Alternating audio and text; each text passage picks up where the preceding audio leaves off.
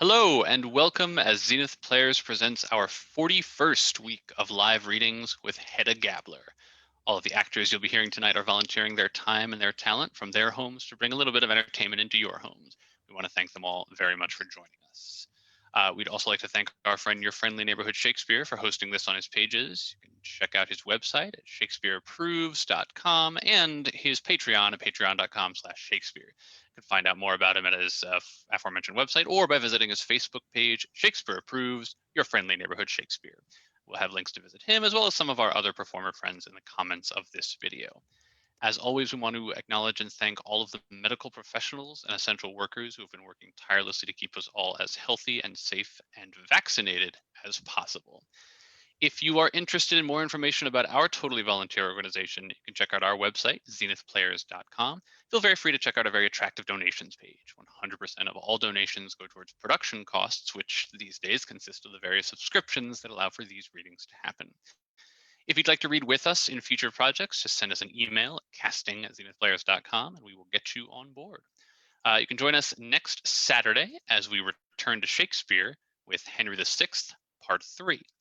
For now, though, relax and enjoy Shakira Searle as George Tessman, Debbie Lockwood as Miss Juliana Tessman, Caitlin Jurwitz as Taya Elfstead, Steve Anderson as Judge Brock, Andrew Gellos as Eilert Loveborg, Mira Singer as Berta, and Marina Cole as Hedda Gabler. Act 1. Enter Miss Juliana Tessman and Berta.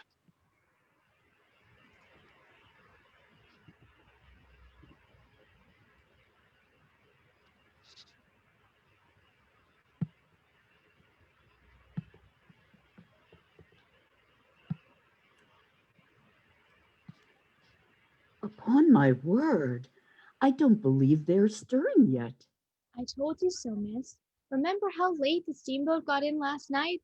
And then when they got home, good Lord, what a lot the young mistress had to unpack before she could get to bed. Well, let them have their sleep out, but let us see that they get a good breath of the fresh morning air when they do appear. I declare there isn't a bit of room left. I think I'll put it down here, miss. So you've got a new mistress now, my dear Berta. Heaven knows it was a wrench to me to part with you. And do you think it wasn't hard for me too, miss? After all the blessed years I've been with you and Miss Rena? We must make the best of it, Berta. There was nothing else to be done. George can't do without you. You see, he absolutely can't. He has had you to look after him ever since he was a little boy. But Miss Julia, I can't help thinking of Miss Rena lying helpless at home there, poor thing. And with only that new girl, too. She'll never learn to take proper care of an invalid. Oh, I shall manage to train her. And of course, you know, I shall take the most of it upon myself. You needn't be uneasy about my poor sister, my dear Berta. Well, but there's another thing, miss. I'm so mortally afraid I shan't be able to suit the young mistress. Oh, well, just at first there may be one or two things. Most like she'll be terrible grand in her ways. Well, you can't wonder at that. General Gabler's daughter. Think of the sort of life she was accustomed to in her father's time.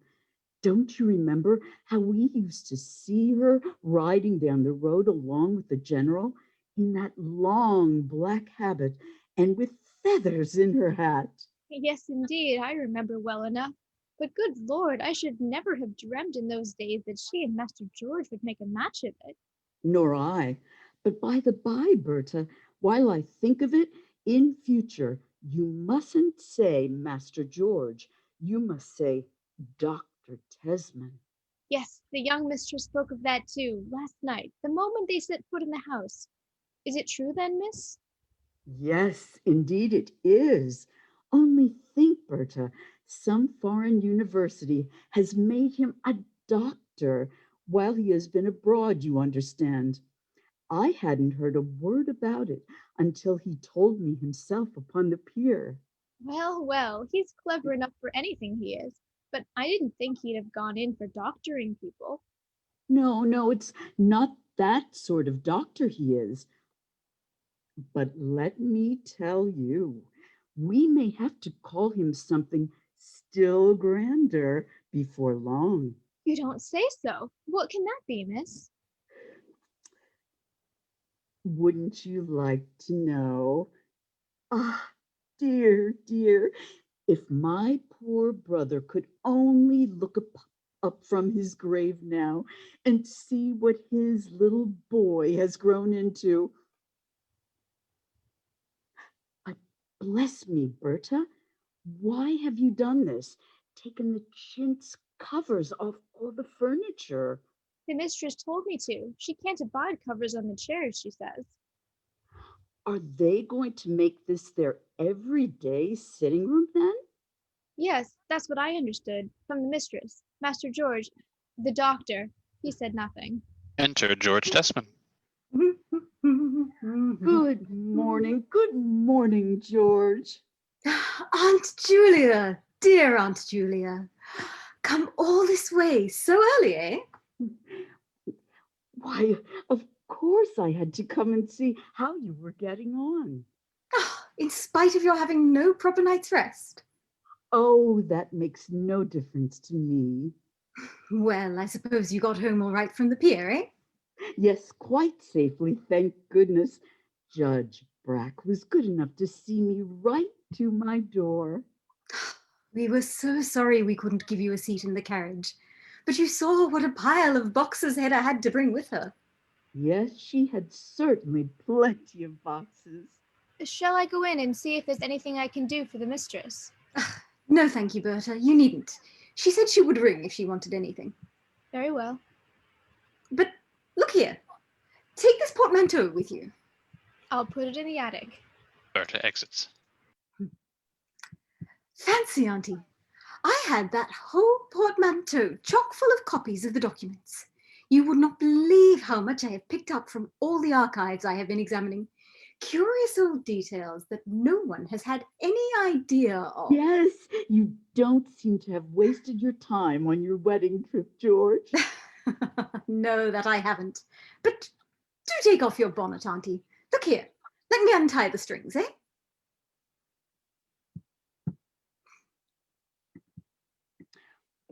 Well, this is just as if you were still at home with us. Why, what a gorgeous bonnet you've been investing in. I bought it on Hedda's account. On Hedda's account, eh? Yes, so that Hedda needn't be ashamed of me if we happen to go out together. Ah, you always think of everything, Aunt Julia. And now, look here. Suppose we sit comfortably on the sofa and have a little chat till Hedda comes. What a delight it is to have you again, as large as life before my very eyes, George. My George, my poor brother's own boy. And it's a delight for me too to see you again, Aunt Julia. You who have been father and mother in one to me. Oh, yes, I know you will always keep a place in your heart for your old aunts. And what about Aunt Rena? No improvement, eh? Oh, no, we can scarcely look for any improvement in her case, poor thing. There she lies, helpless as she has lain for all these years. But heaven grant I may not lose her yet a while, for if I did, I don't know what I should make of my life, George, especially now that I haven't you to look after anymore. Ah, there. And to think that here you are, a married man, George, and that you should be the one to carry off Hedda Gabler, the beautiful Hedda Gabler. Only think of it, she that was so beset with admirers. Yes, I fancy I have several good friends around town who would like to stand in my shoes, eh? And then this fine long wedding tour you have had. More than 5, nearly 6 months. Well, for me, it has been a sort of tour of research as well. I've had to do so much grubbing among old records, and to read no end of books too, Auntie. Oh, yes, I suppose so. But listen now, George. Have you nothing special to tell me? As to our journey, Yes. no, I don't know of anything except of what I've told you in my letters. I had a doctor's degree conferred on me, but that I told you yesterday. Yes, yes, you did. But what I mean is, haven't you any expectations? Expectations. Why, George, I'm your old auntie. Why, of course I have expectations. Ah, I have every expectation of being a professor one of these days. oh yes, a professor. Indeed, I may say I am certain of it. But my dear auntie, you know all about that already. Yes, of course I do. You are quite right there. But what were we talking about, your journey? Um, it must have cost a great deal of money, George. Well, you see, my handsome traveling scholarship went a good way. But I can't understand how you can have made it go far enough for two. No, that's not easy to understand, eh? And especially traveling with a lady. They tell me that makes it ever so much more expensive. Yes, of course. It makes it a little more expensive. But Hedda had to have this trip, Auntie. She simply had to. Nothing else would have done. No, no, I suppose not. A wedding tour seems to be quite indispensable nowadays. But tell me now, have you gone thoroughly over the house yet? Yes, you may be sure I have. I have been afoot ever since daylight. And what do you think of it all? Ah, I'm delighted, quite delighted. Only I can't think what we are to do with the 2 empty rooms between this inner parlour and Hedda's bedroom. Oh, my dear George, I dare say you might find some use for them in the course of time. Why, of course, you are right, Aunt Julia. You mean as my library increases, eh? Yes, quite so, my dear boy. It was your library I was thinking of. Hmm. I am specially pleased on Hedda's account. Often and often, before we were engaged, she said that she would never care to live anywhere but in Secretary Falk's villa. Yes, it was lucky that this very house should come into the market just after you had started. Yes, Aunt Julia, the luck was on our side, wasn't it, eh? But the expense, my dear George, you will find it very expensive, all this. Yes, I suppose I shall, Aunt. Oh, frightfully. Hmm. How much do you think, in round numbers, eh? Oh, I can't even guess until all the accounts come in. Well, fortunately, Judge Brack has secured the most favourable terms for me. So he said in a letter to Hedda. Yes, don't be uneasy, my dear boy. Besides, I have given security for the furniture and all the carpets. Security? You? My dear Aunt Julia, what sort of security could you give? I have given a mortgage on our annuity. What? On your and Aunt Rena's annuity? Yes, I knew of no other plan, you see. Have you gone out of your senses, Auntie? Your annuity, it's all that you and Aunt Rena have to live upon. Well, don't get so excited about it. It's only a matter of form, you know. Judge Brack assured me of that. It was he that was kind enough to arrange the whole affair for me. A mere matter of form, he said. Yes, that may be all very well, but nevertheless. You will have your own salary to depend upon now. And good heavens, even if we did have to pay up a little to eke things out a bit at the start, why, it would be nothing but a pleasure to us. Oh, Auntie, will you never be tired of making sacrifices for me?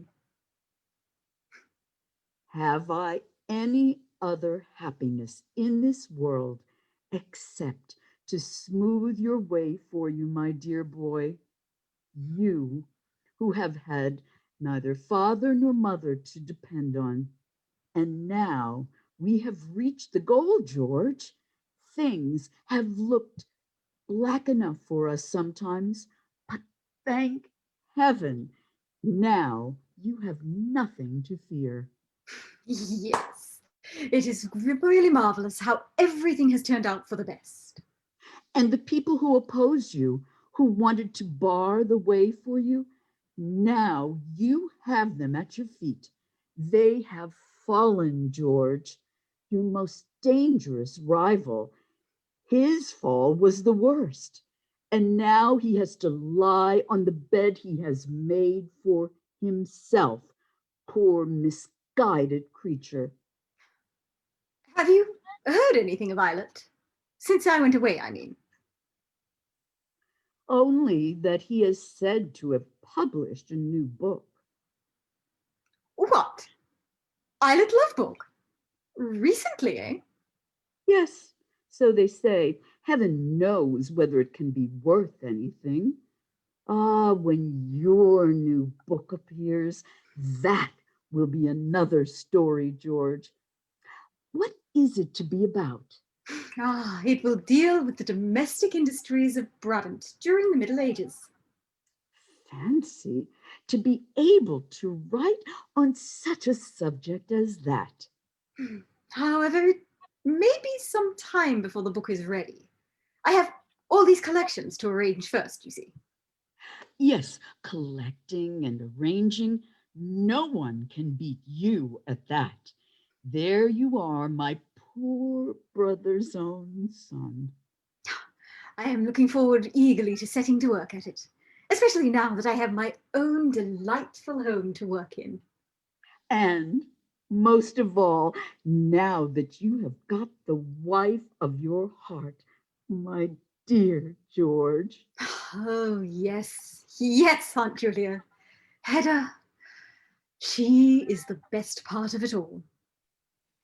I believe I hear her coming, eh? Hedda enters.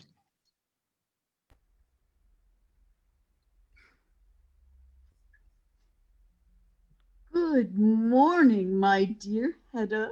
Good morning, and a hearty welcome. Good morning, dear Miss Tessman. So early a call. That is kind of you. Well, as the bride slept well in her new home? Oh, yes, thanks. Passably. Possibly. Come, that's good, Hedda. You were sleeping like a stone when I got up. Well, fortunately. Of course, one has always to accustom oneself to new surroundings, Miss Tessman, little by little. Oh! There, the servant has gone and opened the veranda door and let in a whole flood of sunshine. Well, then we shall shut it. No, no, not that. Tessman, please draw the curtains. That will give a softer light. Oh, all right, all right. There now, Hedda. You can have both shade and fresh air. Yes, fresh air we certainly must have with all these stacks of flowers. But won't you sit down, Miss Tessman? No, thank you. Now that I have seen that everything is all right here, thank heaven, I must be getting home again. My sister is lying longing for me, poor thing. Give her my very best love, Auntie, and say that I shall look in and see her later in the day. Yes, yes, I'll be sure to tell her. But by the by, George, I had almost forgotten. I have something for you here. What is it, Auntie, eh? Look here, my dear boy. Well, I declare. Have you really saved them for me, Aunt Julia? Hedda, isn't this touching, eh? Well, what is it? Why, my old morning shoes, my slippers. Indeed, I remember you often spoke of them while you were abroad. Yes, I miss them terribly. Now you shall see them, Hedda. Thanks. I really don't care about it. Only think, as ill as she was, Aunt Rena embroidered these for me. Oh, you can't think how many associations cling to them. Scarcely for me. Of course not for Hedda, George. Well, but now that she belongs to the family, I thought... Oh, we shall never get on with this servant, Tessman. Not get on with Berta? Why, dear, what puts that in your head, eh? Well, look there. She has left her old bonnet lying about on a chair. Why, Hedda? Just fancy if anyone should come in and see it. But, Hedda, that's Aunt Julia's bonnet. Is it? Yes, indeed, it's mine. And what's more, it's not old, Madam Hedda. Oh, I really did not look closely at it, Miss Tessman. Let me tell you, it's the first time I have worn it. And a very nice bonnet it is, too. Quite a beauty.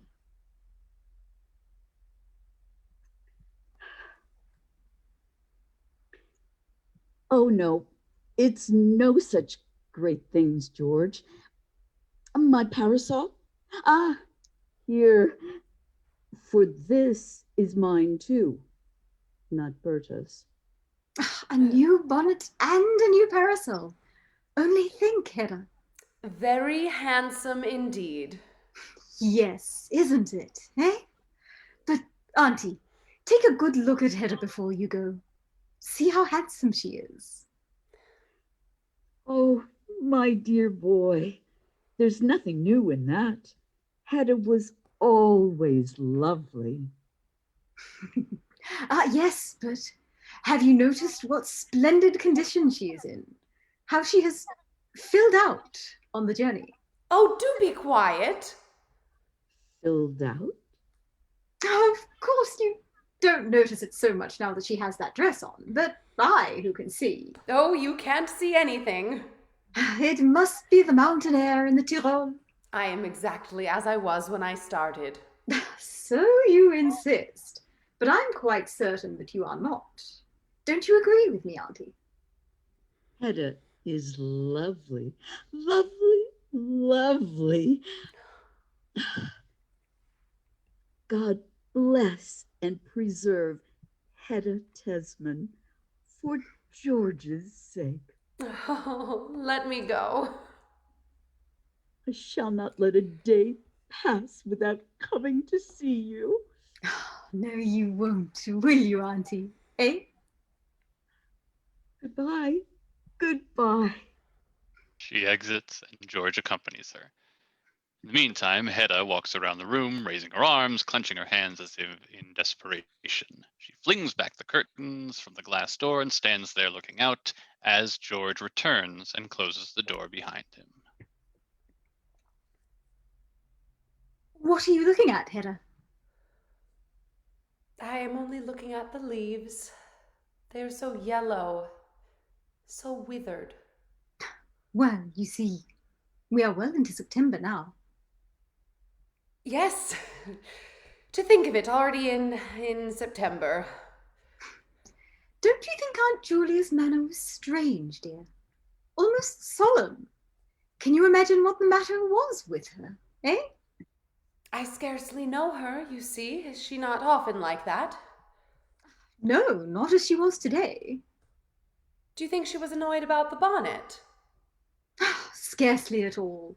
Perhaps a little. just for the moment. But what an idea to pitch her bonnet about in the drawing room. No one does that sort of thing. Well, you may be sure Aunt Julia won't do it again. In any case, I shall manage to make my peace with her. Yes, my dear good Hedda, if only you would. When you call this afternoon, you might invite her to spend the evening here. Yes, that I will. And there's one thing more you could do that would delight her heart. What is it? If you could only prevail on yourself to say do to her. For my sake, Hedda. No. Eh? No, Tasman, you really mustn't ask that of me. I have told you so already. I shall try to call her aunt, and you must be satisfied with that. Well, I think that now you belong to the family, you... I can't in the least see why. Is there anything the matter with you, Hedda? Eh? I'm only looking at my old piano. It doesn't go at all well with the other things. The first time I draw my salary, we'll see about exchanging it. No exchanging. I don't want to part with it. Suppose we put it there in the inner room and then get another here in its place. When it's convenient, I mean. Yes, of course we could do that. These flowers were not here last night when we arrived. Aunt Julia must have brought them for you. A visiting card. Shall return later in the day. Can you guess whose card it is? No, whose, eh? The name is Mrs. Elvsted. Is it really? Sheriff Elfsted's wife. Miss Rising, that was. Exactly. The girl with the irritating hair that she was always showing off. An old flame of yours, I've been told. Oh, that didn't last long. And it was before I met you, Hedda. But fancy her being in town. It's odd that she should call upon us. I have scarcely seen her since we left school. I haven't seen her either for heaven knows how long. I wonder how she can endure to live in such an out-of-the-way hole, eh? Tell me, Tasman, isn't it somewhere near that Eilert Lovborg is living? Yes, he is somewhere in that part of the country. Berta enters. That lady, ma'am, that brought some flowers a little while ago is here again. The flowers you have in your hand, ma'am. Ah, is she? Well, please show her in. Berta opens the door for Mrs. Elvsted, who enters, and Berta leaves. How do you do, my dear Mrs. Elvsted? It is delightful to see you again. Yes, it's a very long time since we met. And we too, eh? Thank you for the lovely flowers. Oh, not at all. I would have come here straight yesterday afternoon, but I heard that you were away. Have you just come to town, eh? I arrived yesterday about midday. Oh, I was quite in despair when I heard that you were not at home. In despair? How so? Why, my dear Mrs. Rising, I mean, Mrs. Elfsted.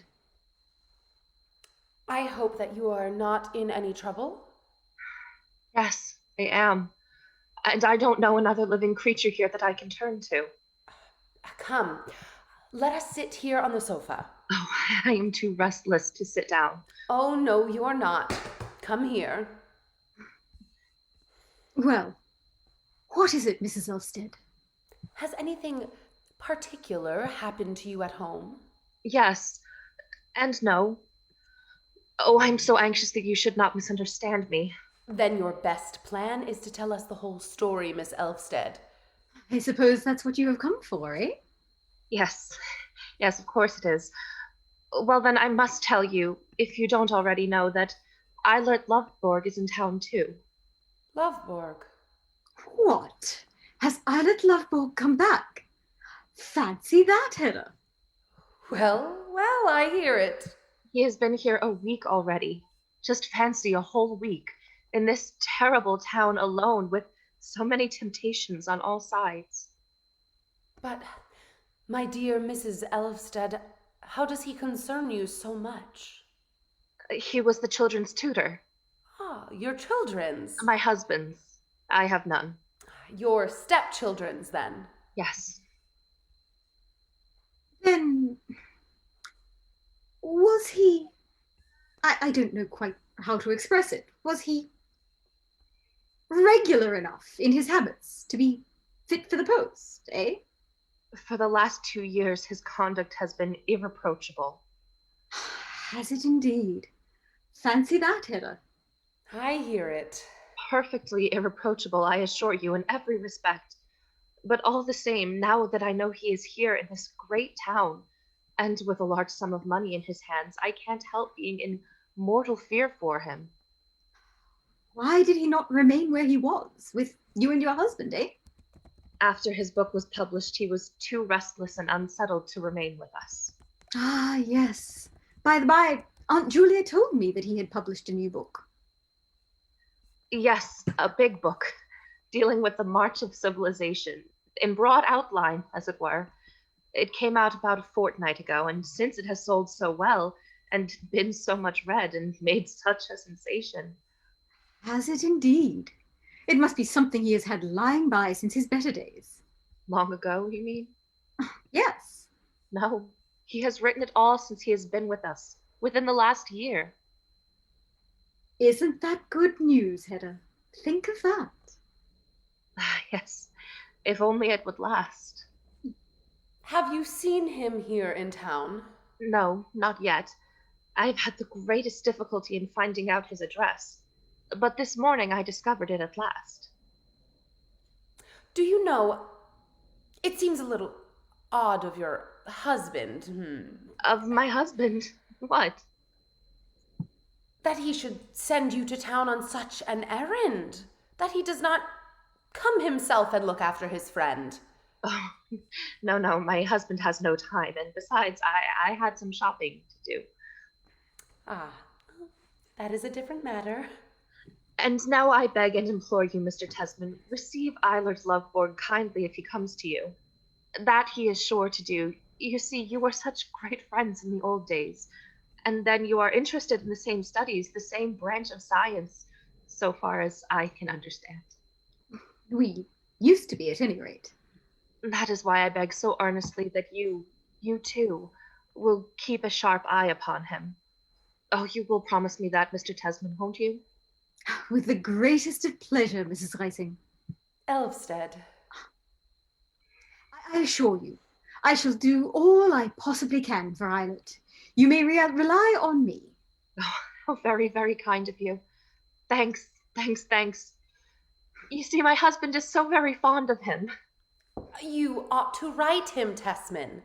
Perhaps he may not care to come to you of his own accord. Well, perhaps it would be the right thing to do, Hedda, eh? And the sooner the better, why not at once? Oh, if you only would. I'll write this moment. Have you his address, Mrs. Elvsted? Yes, here it is. Good. Then I'll go in. By the by, my slippers. Ah, here. Be sure you write him a cordial, friendly letter, and a good, long one, too. Yes, I will. But please, don't say a word to show that I have suggested it. No, how could you think I would, eh? George exits. There. We have killed 2 birds with 1 stone. What do you mean? Could you not see that I wanted him to go? Yes, to write the letter. And that I might speak to you alone? About the same thing? Precisely. But there is nothing more, Mrs. Tesman, absolutely nothing. Oh, yes, but there is a great deal more. I can see that. Sit here, and we'll have a cozy, confidential chat. But, my dear Mrs. Tesman, I was really on the point of going. Oh, you can't be in such a hurry. Well, now, Tell me something about your life at home. Oh, that is just what I care least to speak about. But to me, dear, why, weren't we schoolfellows? Yes, but you were in the class above me.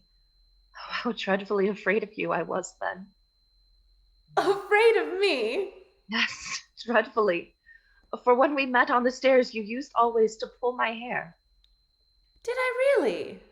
Yes, and once you said you would burn it off my head.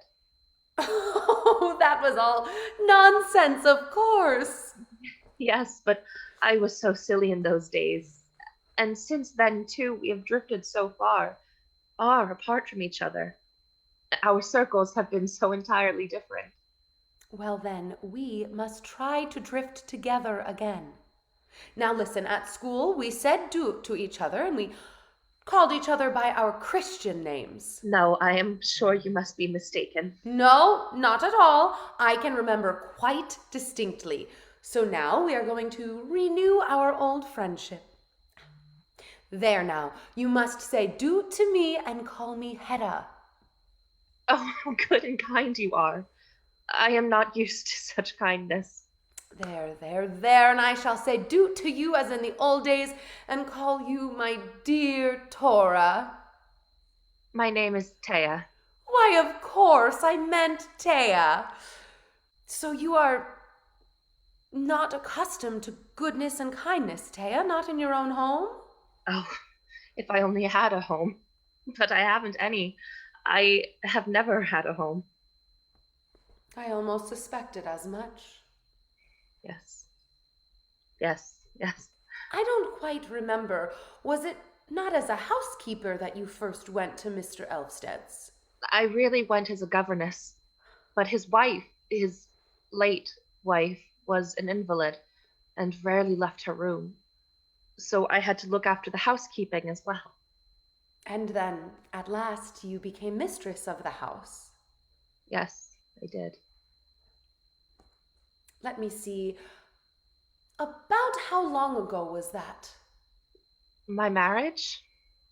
Yes, 5 years ago. to be sure. It must be that. Oh, those 5 years. Or at all events, the last 2 or 3 of them. Oh, if you could only imagine. Oh, fie, Taya. Yes. Yes, I will try. Well, if you could only imagine and understand. Eilert Lovborg has been in your neighborhood about 3 years, hasn't he? Eilert Lovborg. Yes, he has. Had you known him before, in town here? Scarcely at all. I mean, I knew him by name, of course. But you saw a good deal of him in the country. Yes, he came to us every day. You see, he gave the children lessons, for in the long run, I couldn't manage it all myself. No, that's clear. And your husband, I suppose he is often away from home? Yes. Being sheriff, you know, he has to travel about a good deal in his district. Oh, Taya, my poor sweet Taya. Now you must tell me everything, exactly as it stands. Well, then you must question me. What sort of a man is your husband, Taya? I mean, you know, in everyday life. Is he kind to you? I am sure he means well in everything. I should think he must be altogether too old for you. There's at least 20 years difference between you, is there not? Yes, that is true, too. Everything about him is repellent to me. We have not a thought in common. We have no single point of sympathy, he and I. But is he not fond of you all the same in his own way? I really don't know. I think he regards me simply as a useful property. And then it doesn't cost much to keep me.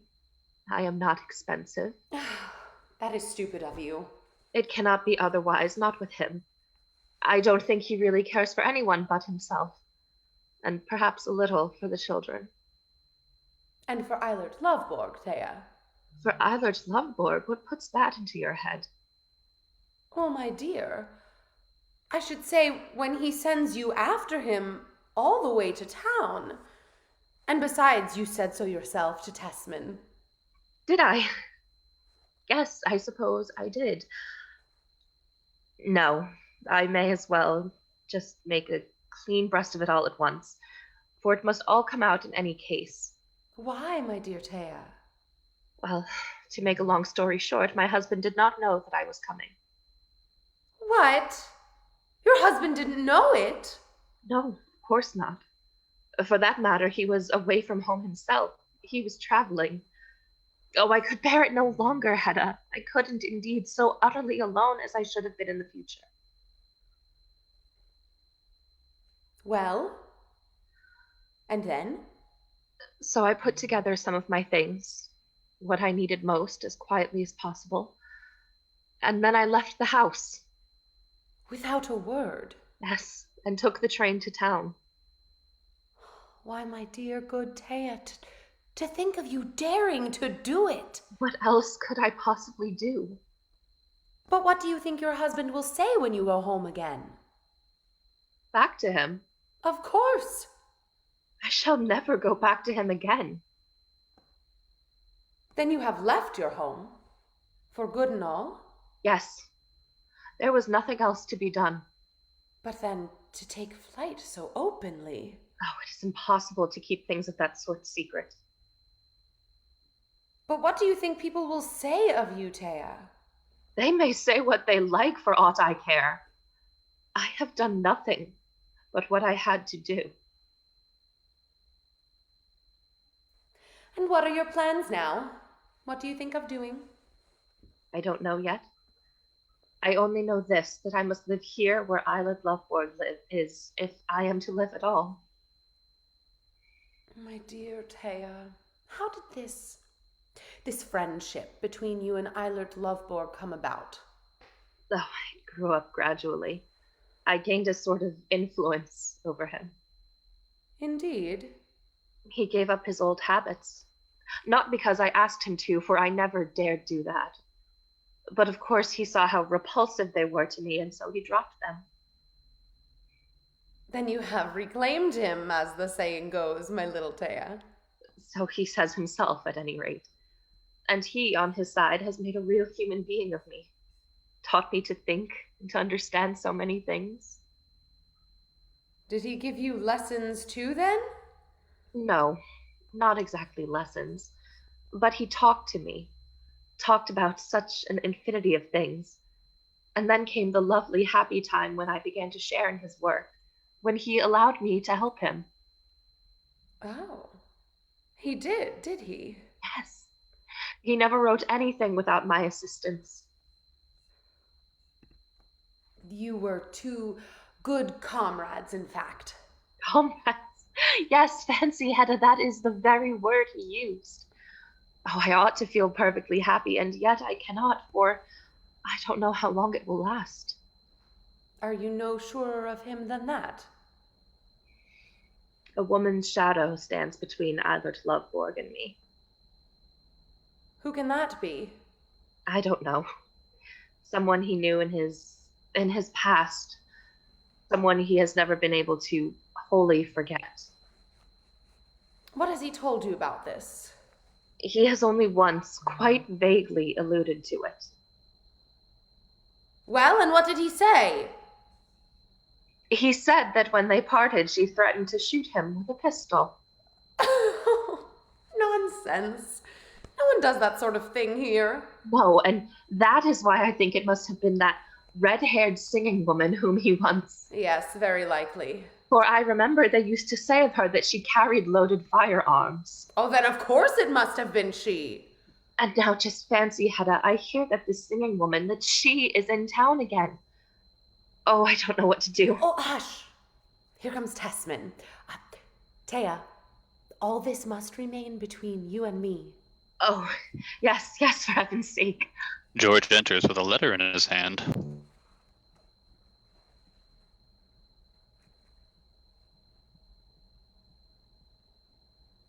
Ah, there. Now the epistle is finished. That's right. And now Mrs. Elvsted is just going. Wait a moment, I'll go with you to the garden gate. Do you think Berta could post the letter, Hedda dear? I will tell her to. Berta enters. Judge Brack wishes to know if Mrs. Tessman will receive him. Yes, ask Judge Brack to come in, and look here, put this letter in the post. Yes, ma'am. She holds the door open for Judge Brack and leaves herself. May one venture to call so early in the day? Of course one may. You are welcome at any time. Judge Brack, Miss Reising. Oh, Delighted. it's nice to have a look at you by daylight, Judge. So you find me, altered? A little younger, I think. Thank you so much. But what do you think of Hedda, eh? Doesn't she look flourishing? She has actually... Oh, do leave me alone. You haven't thanked Judge Brack for all the trouble he has taken. Oh, nonsense. It was a pleasure to me. Yes, you are a friend indeed. But here stands Taya all impatient to be off, so au revoir, Judge. I shall be back again presently. Mrs. Elvsted and Hedda leave. Is your wife tolerably satisfied? Yes, we can't thank you sufficiently. Of course, she talks of a little rearrangement here and there, and one or two things are still wanting. We shall have to buy some additional trifles. Indeed. But we won't trouble you about these things. Hedda says she herself will look after what is wanting. Shan't we sit down, eh? Thanks. For a moment. There is something I wanted to speak to you about, my dear Tesman. Indeed. I understand. I suppose it's the serious part of the frolic that is coming now, eh? Oh, the money question is not so very pressing. Though, for that matter, I wish we had gone a little more economically to work. Oh, but that would never have done, you know. Think of Hedda, my dear fellow. You know who know her so well. I couldn't possibly ask her to put up with a shabby style of living. No, that is just the difficulty. And then, fortunately, it can't be long before I receive my appointment. Well, you see, such things are often apt to hang fire for a long time. Have you heard anything definite, eh? Nothing exactly definite, but by the by, I have one piece of news for you. Well? Your old friend Eilert Lovberg has returned to town. I know that already. Indeed. How did you learn it? From that lady who went out with Hedda. Really? What was her name? I didn't quite catch it. Mrs. Elvsted. Sheriff Elfsted's wife. Of course. He has been living up in their regions. And fancy, I'm delighted to hear he is quite a reformed character. So they say. And he has published a new book, eh? Yes, indeed he has. And I hear it has made some sensation. Quite an unusual sensation. Fancy. Isn't that good news? A man of such extraordinary talents. I felt so grieved to think he had gone irretrievably to ruin. That was what everybody thought. But I cannot imagine what he will take to now. How in the world will he be able to make his living, eh? Hedda enters. Tesman is forever worrying about how people are making their living. Well, you see, dear, we were talking about poor Eilert Lovborg. Oh, indeed. What is the matter with him? Well, no doubt he has run through all his property long ago, and he can scarcely write a new book every year, eh? So I really can't see what's to become of him. Perhaps I can give you some information on that point. Indeed. You must remember that his relations have a good deal of influence. Oh, his relations, unfortunately, have entirely washed their hands of him. At one time, they called him the hope of the family. At one time, yes. But he has put an end to all that. Oh, who knows? I hear they have reclaimed him up at Sheriff Elfsted's. And then this book he has published. Well, I hope to goodness they may find something for him to do. I have just written to him. I have asked him to come and see us this evening, Hedda dear. But my dear fellow, you are booked for my bachelor's party this evening. You promised me on the pier last night. Had you forgotten, Tesman? Yes, I had utterly forgotten. But it doesn't matter, for you may be sure he won't come. What makes you think that, eh? My dear Tesman, and you too, Mrs. Tesman, I think I ought not to keep you in the dark about something that That concerns Islet? both you and him. Well, my dear Judge, out with it. You must be prepared to find your appointment deferred longer than you desired or expected. Is there some hitch about it, eh? The nomination may perhaps be made conditional on the result of a competition. A competition? Think of that, Hedda. Aha. Aha.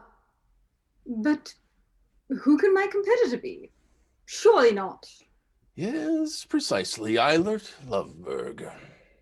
No. It's quite impossible, eh? That is what it may come to all the same.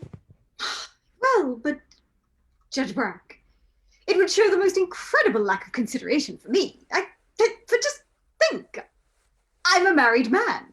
We have married on the strength of these prospects, Hedda and I, and run deep into debt, and borrowed money from Aunt Julia too. Good heavens, they had as good as promised me the appointment, eh? Well, no doubt you will get it in the end, only after a contest. Fancy, Tesman, there will be a sort of sporting interest in that. Why, my dearest Hedda, how can you be so indifferent about it? I am not at all indifferent. I am most eager to see who wins. In any case, Mrs. Tesman, it is best that you should know how matters stand. Before you set about the little purchases I hear you are threatening. This can make no difference. Indeed, but I have no more to say. Goodbye.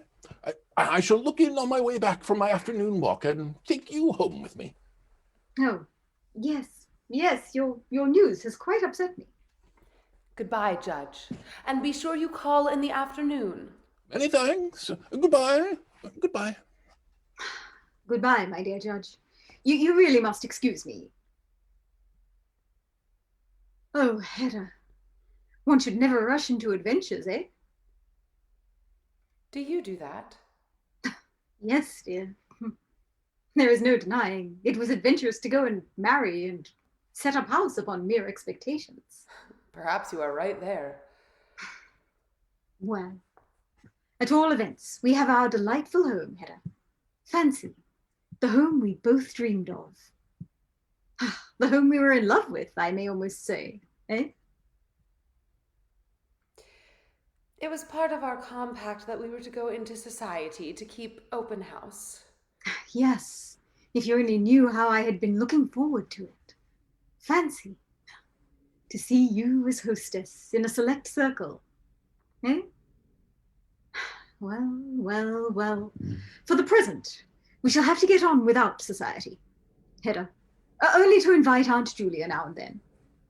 Oh, I had intended you to lead such an utterly different life, dear. Of course, I cannot have my man in livery just yet. Oh, no, unfortunately, it will be out of the question for us to keep a footman, you know. And the saddle horse I was to have had. The saddle horse. I suppose I must not think of that now. Oh, good heavens, no. That's as clear as daylight. Well, I shall have one thing at least to kill time with in the meanwhile. Oh, thank heaven for that. What is it, Hedda, eh? My pistols, George. Your pistols? General Gabler's pistols. She exits. No, for heaven's sake, Hedda. Hedda, darling, don't touch those dangerous things. For my sake, Hedda. Eh? End of Act 1. Act 2. Hedda, dressed to receive callers, is alone in the room, standing by the open glass door, loading a revolver.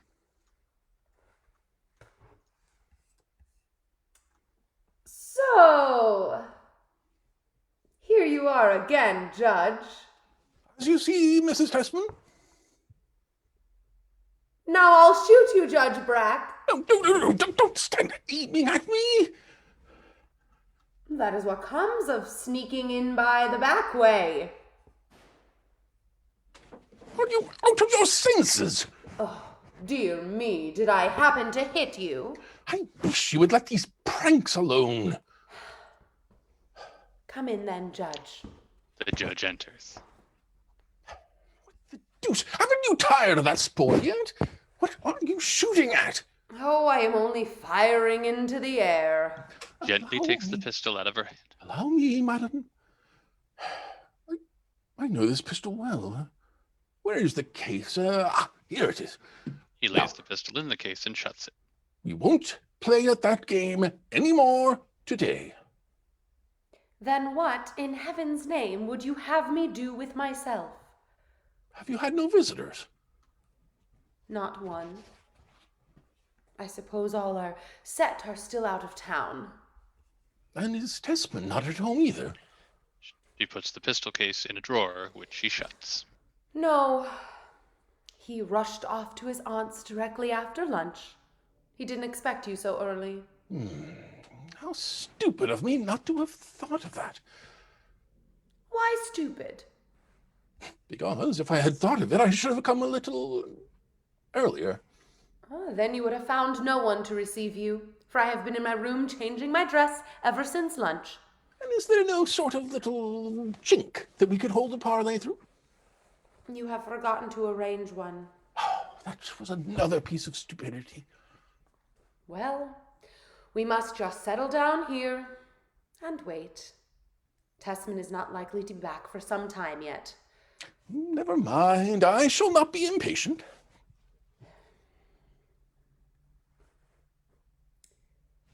Well, Well, I spoke first.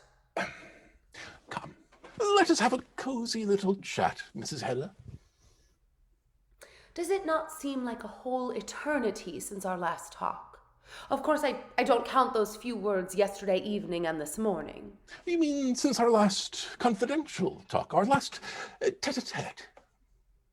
Well, yes, since you put it so. Oh, not a day passed, but I have wished that you were home again. And I have done nothing but wish the same thing. You? Really, Mrs. Hedda? And I thought you had been enjoying your tour so much. Oh, yes, you may be sure of that. Tessman's letter spoke of nothing but happiness. Oh, Tessman. You see, he thinks nothing is so delightful as grubbing in libraries and making copies of old parchments or whatever you call them. Well, that is his vocation in life, or a part of it at any rate. Yes, of course. And no doubt when it's your vocation, but Oh, my dear Mr. Brack, how mortally bored I have been. Do you really say so? In downright earnest? Yes, you can surely understand it. To go for 6 whole months without meeting a soul that knew anything of our circle, or could talk about things we were interested in. Yes, I too should feel that a deprivation. And then, what I found most intolerable of all Well? was being in the everlasting company of one and the same person. Morning, noon, and night, yes. At all possible times and seasons. I said everlastingly. Just so. But I should have thought, with our excellent Tessman, one could... Tessman is a specialist, my dear Judge. Undeniable. And specialists are not at all amusing to travel with. Not in the long run, at any rate. Not even the specialist one happens to love. Ugh! Don't use that sickening word. What do you say, Mrs. Hedda? You should just try it. To hear of nothing but the history of civilization, morning, noon, and night. Everlastingly. Yes, yes, yes! And then all this about the domestic industry of the Middle Ages. Oh, that's the most disgusting part of it. But tell me, in that case, how am I to understand your... My accepting George Tessman, you mean? Well, let us put it so. Good heavens, do you see anything so wonderful in that? Yes. And no, Mrs. Hedda. I had positively danced myself tired, my dear judge. My day was done. Oh, no, I won't say that, nor think it either. You have surely no reason to. Oh, reasons. And George Tessman, after all, you must admit that he is correctness itself. His correctness and respectability are beyond all question. And I don't see anything absolutely ridiculous about him, do you? Ridiculous?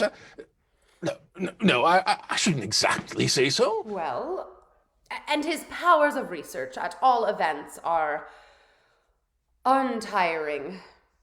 I see no reason why he should not one day come to the front after all. I thought that you, like everyone else, expected him to attain the highest distinction. Yes, so I did. And then, since he was bent at all hazards on being allowed to provide for me, I really don't know why I should not have accepted his offer.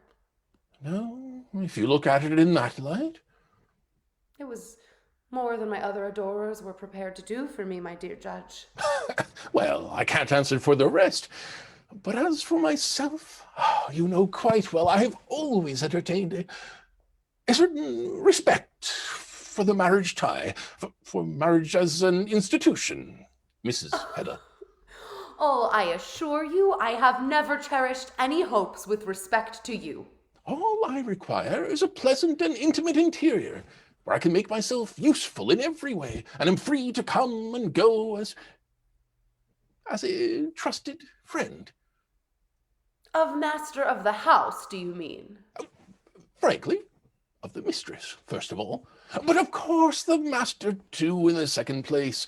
Such a triangular friendship, if I may call it so, is really a great convenience for all the parties, let me tell you. Yes. I have many a time longed for someone to make a third on our travels. Oh, those railway carriage tete-a-tetes. Fortunately, your wedding journey is over now. Not by a long, long way. I have only arrived at a station on the line. Well then, the passengers jump out and move about a little, Mrs. Hedda. I never jump out. Really? No, because there's always someone standing by to...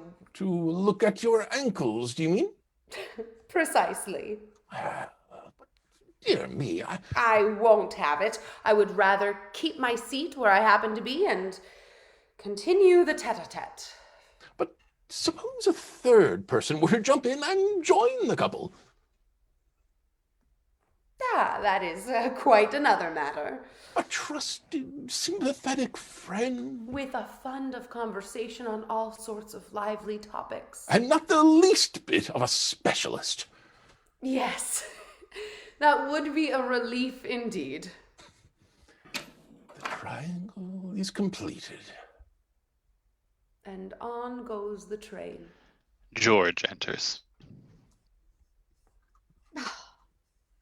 What a load for a warm day. All these books. I am positively perspiring, Hedda. Hello, are you there already, my dear Judge, eh? Berta didn't tell me. I came in through the garden. What books have you got there? Some new books on my special subjects. Quite indispensable to me. Your special subjects? Yes, books on his special subjects, Mrs. Desmond. Do you need still more books on your special subjects? Yes, my dear Hedda. One can never have too many of them. Of course, one must keep up with all that is written and published. Yes, I suppose one must. And look here. I have gotten a hold of Violet Lovebog's new book, too. Perhaps you would like to take a glance through it, Hedda. Eh? No, thank you. Or rather, afterwards, perhaps. I looked into it a little on the way home. Well, what do you think of it as a specialist? I think it shows quite remarkable soundness of judgment. He never wrote like that before. Now I shall take all these back into my study. I am longing to cut the leaves. And then I must change my clothes. I suppose we needn't start just yet, eh? Oh dear, no, there's not the slightest hurry. Well, then, I will take my time. By the by, Hedda, Aunt Julia is not coming this evening. Not coming? Is it that affair of the bonnet that keeps her away? Oh, not at all. How could you think of such a thing of Aunt Julia? Just fancy. The fact is, Aunt Rena is very ill. She always is. Yes, but today she is much worse than usual, poor dear. Oh, then it's only natural that her sister should remain with her. I must bear my disappointment. And you can't imagine, dear, how delighted Aunt Julia seemed to be, because you had come home looking so flourishing. Oh, those everlasting aunts. What? Nothing. Oh, all right. What bonnet were you talking about? Oh, it was a little episode with Miss Tessman this morning. She had laid down her bonnet on the chair, there, and I pretended to think it was the servant's. Oh, now, my dear Mrs. Hedda, how could you do such a thing to the excellent old lady, too? Well, you see, these impulses come over me all of a sudden, and I cannot resist them. Oh, I don't know how to explain it. You are not really happy, that is the bottom of it. I know of no reason why I should be happy. Perhaps you can give me one. Well, amongst other things, because you have got exactly the home you had set your heart on. Do you too believe in that legend? Is there nothing in it, then? Oh, yes, there is something in it. Well? There is this in it, that I made use of Tessman to see me home from evening parties last summer. I unfortunately had to go quite a different way. That's true. I know you were going a different way last summer. Why, Mrs. Hedda. Well, then, you and Tessman. Well, we happened to pass here one evening. Tessman, poor fellow, was writhing in the agony of having to find conversation, so I took pity on the learned man. You took pity? Yes, I really did. And so, to help him out of his torment, I happened to say in pure thoughtlessness that I should like to live in this villa. No more than that. Not that evening. But afterwards. Yes, but my thoughtlessness had consequences, my dear judge. Unfortunately, that too often happens, Mrs. Hedda. Oh, thanks. So you see, it was this enthusiasm for Secretary Fox Villa that first constituted a bond of sympathy between George Tessman and me. From that came our engagement, and our marriage, and our wedding journey, and all the rest of it. Well, my dear judge, as you make your bed, so you must lie, I could almost say. This is exquisite. You really cared not a rap about it all the time. No, heaven knows I didn't. But now that we have made it so home-like for you. The rooms all seem to smell of lavender and dried rose leaves. But perhaps it's Aunt Julia that has brought that scent with her. No. I think it must be a legacy from the late Mrs. Secretary Fox. Yes, there is an odor of mortality about it. It reminds me of a bouquet the day after the ball. Oh, my dear judge, you cannot imagine how horribly I shall bore myself here. Why should not you, too, find some sort of vocation in life, Mrs. Hedda? A vocation? That should attract me. If possible, of course. Heaven knows what sort of a vocation that could be. I often wonder whether... But that would never do either. Who can tell? Let me hear what it is. Whether I might not get Tessman to go into politics, I mean. Tessman? No, really, now, political life is not the thing for him. Not at all in his line. No, I dare say not. But if I could get him into it all the same. What satisfaction could you find in that? If he is not fitted for that sort of thing, why should you want to drive him into it? Because I am bored, I tell you. So you think it quite out of the question that Tessman should ever get into the ministry? You see, my dear Mrs. Hedda, to get into the ministry, he would have to be a tolerably rich man. Yes, there we have it. It is this genteel poverty I have managed to drop into. That is what makes life so pitiable, so utterly ludicrous, for that's what it is. Now, I should say the fault lay elsewhere. Where, then? You have never gone through any really stimulating experience. Anything serious, you mean? Yes, you may call it so, but now you may perhaps have one in store. Oh, you're thinking of the annoyances about this wretched professorship. But that must be Tessman's own affair. I assure you I shall not waste a thought upon it. No, I dare say not. But suppose now that what people call, in elegant language, a solemn responsibility were to come upon you. A new responsibility, Mrs. Hedda. Be quiet! Nothing of that sort will ever happen. We will speak of this a year hence, at the very outside. I have no turn for anything of the sort, Judge Brack. No responsibilities for me. Are you so unlike the generality of women as to have no turn for duties which... Oh, be quiet, I tell you. I often think there is only one thing in the world I would have any turn for.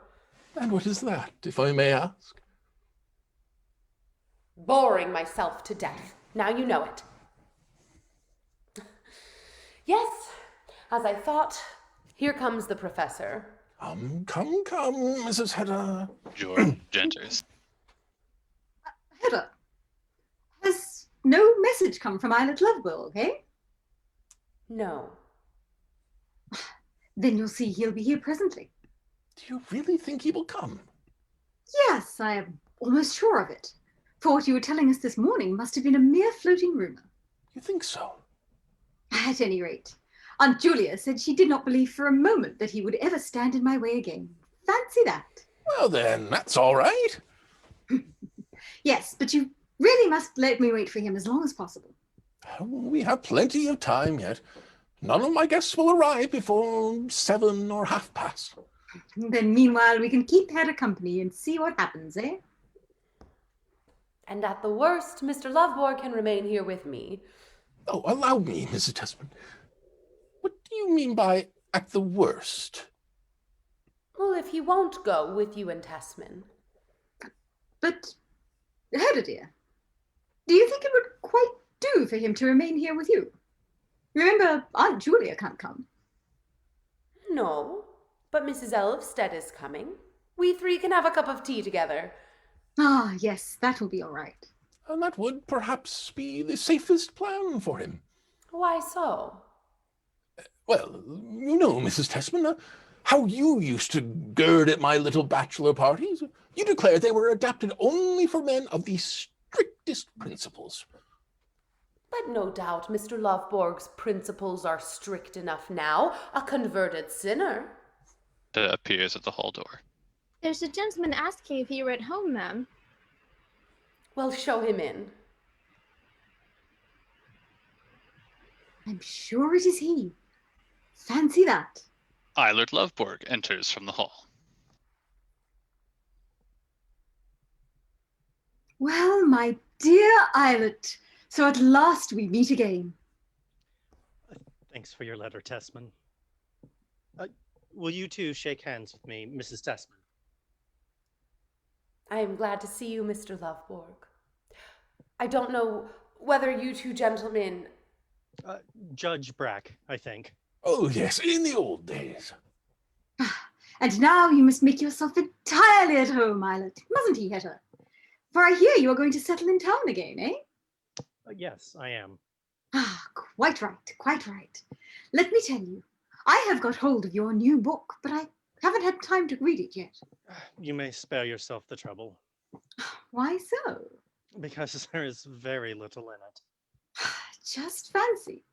How can you say so? But it has been very much praised, I hear. That is what I wanted. So I put nothing into the book but what everyone would agree with. Very wise of you. Well, but my dear Islet. For now, I mean to win myself a position again, to make a fresh start. Ah, is that what you wish to do, eh? But when this one appears, George Testman, you will have to read it, for this is the real book, the book I have put my true self into. Indeed. And what is it? It is the continuation The continuation of what? of the book, Of the new book? of course. Why, my dear Islet, does it not come down to our own days? Yes, it does. And this one deals with the future. With the future? But, good heavens, we know nothing of the future. No, but there is a thing or two to be said about it all the same. Look here. Why, that's not your handwriting. I dictated it. It falls into two sections. The first deals with civilizing forces of the future, and here is the second, forecasting the probable line of development. How odd now. I should never have thought of writing anything of the sort. I dare say not. I brought it thinking that I might read you a little of it this evening. Oh, that was very good of you, Islet, but this evening I don't see how we can manage it. Well, then, some other time. There is no hurry. I must tell you, Mr. Loveberg, there is a little gathering at my house this evening, mainly in honor of Testman, you know? Oh, then I won't detain you. No, but listen, will you not do me the favor of joining us? No, I can't. Thank you very much. Oh, nonsense, do! We shall be quite a select little circle, and I assure you we shall have a lively time, as Mrs. Testman says. I have no doubt of it, but nevertheless. And then you might bring your manuscript with you and read it to Testman at my house. I could give you a room to yourselves. Yes, think of that, Islet. Why shouldn't you, eh? But, Tessman, if Mr. Loveborg would really rather not, I'm sure Mr. Loveborg is much more inclined to remain here and have supper with me. With you, Mrs. Testman. And with Mrs. Elfstead. Ah, I saw her for a moment this morning. Did you? Well, she is coming this evening, so you see you are almost bound to remain, Mr. Loveborg, or she will have no one to see her home. That's true. Many thanks, Mrs. Testman. In that case, I will remain. Then I have one or two orders to give the servant. Berta enters. Hedda talks to her in a whisper and points towards the inner room. Berta nods and exits. Tell me, Islet, is this new subject, the future, is it this you are going to lecture about? Yes. They told me at the booksellers that you are going to deliver a course of lectures this autumn. That is my intention. I hope you won't take it ill, Testman. Oh, not in the least, no, but... I can quite understand that it must be very disagreeable to you. Oh, I can't expect you, out of consideration for me, to... But I shall wait till you have received your appointment. Will you wait? Yes, but... Are you not going to compete with me, eh? No, it's only the moral victory I care for. Why, bless me. Then Aunt Julia was right after all. Ha! Ah, yes, I knew it. Hedda, just fancy. Eilert Lovborg is not going to stand in our way. Our way? Please, pray leave me out of the question. She goes up towards the inner room, where Berta is placing a tray with decanters and glasses on the table. Hedda nods approval and comes forward again as Berta exits. And you, Judge Brack, what do you say to this, eh? Well, I say that a moral victory may be all very fine. Yes, certainly, but all the same. You stand there looking as if you were thunderstruck. Well, yes, so I am. I almost think... Don't you see, Mrs. Tessman, a thunderstorm has just passed over. Will you not take a glass of cold punch, gentlemen? A stirrup cup? Yes, it wouldn't come amiss. Ah, a capital idea, Hedda. Just the thing. Now that the weight has been taken off my mind. Will you not join them, Mr. Lovborg? No, thank you, nothing for me. Oh, why, bless me, cold punch is surely not poison. Perhaps not for everyone. I will keep Mr. Lovborg company in the meantime. Yes, yes, Hedda dear, do. He and Brock go to the inner room. Do take care to look at some photographs, Mr. Lovborg. You know, Tessman and I made a tour in the Tyrol on our way home. Do you see this range of mountains, Mr. Lovborg? It's the Ortler Group. Tessman has written the name underneath. Here it is, the Ortler Group near Meran. HEDDA Gabler? Hush. HEDDA Gabler. That was my name in the old days, when we two knew each other. And I must teach myself never to say HEDDA Gabler again. Never as long as I live. Yes, you must. And I think you ought to practice in time, the sooner the better, I should say. HEDDA Gabler married. And married to George Tessman? Yes, so the world goes. Oh, Hedda, how could you throw yourself away? What? I can't allow this. What do you mean? George comes in the room. And this is a view from the Val d'Ampezzo, Mr. Lovborg. Just look at those peaks. What's the name of these curious peaks, dear? Ah, let me see. Oh, those are the Dolomites. Yes, that's it. Those are the Dolomites, Mr. Lovborg. Ah, Hedda dear, I only wanted to ask whether I shouldn't bring you a little punch after all. For yourself, at any rate, eh? Yes, do, please. And perhaps a few biscuits? No cigarettes? No. Very well. George goes back to the inner room.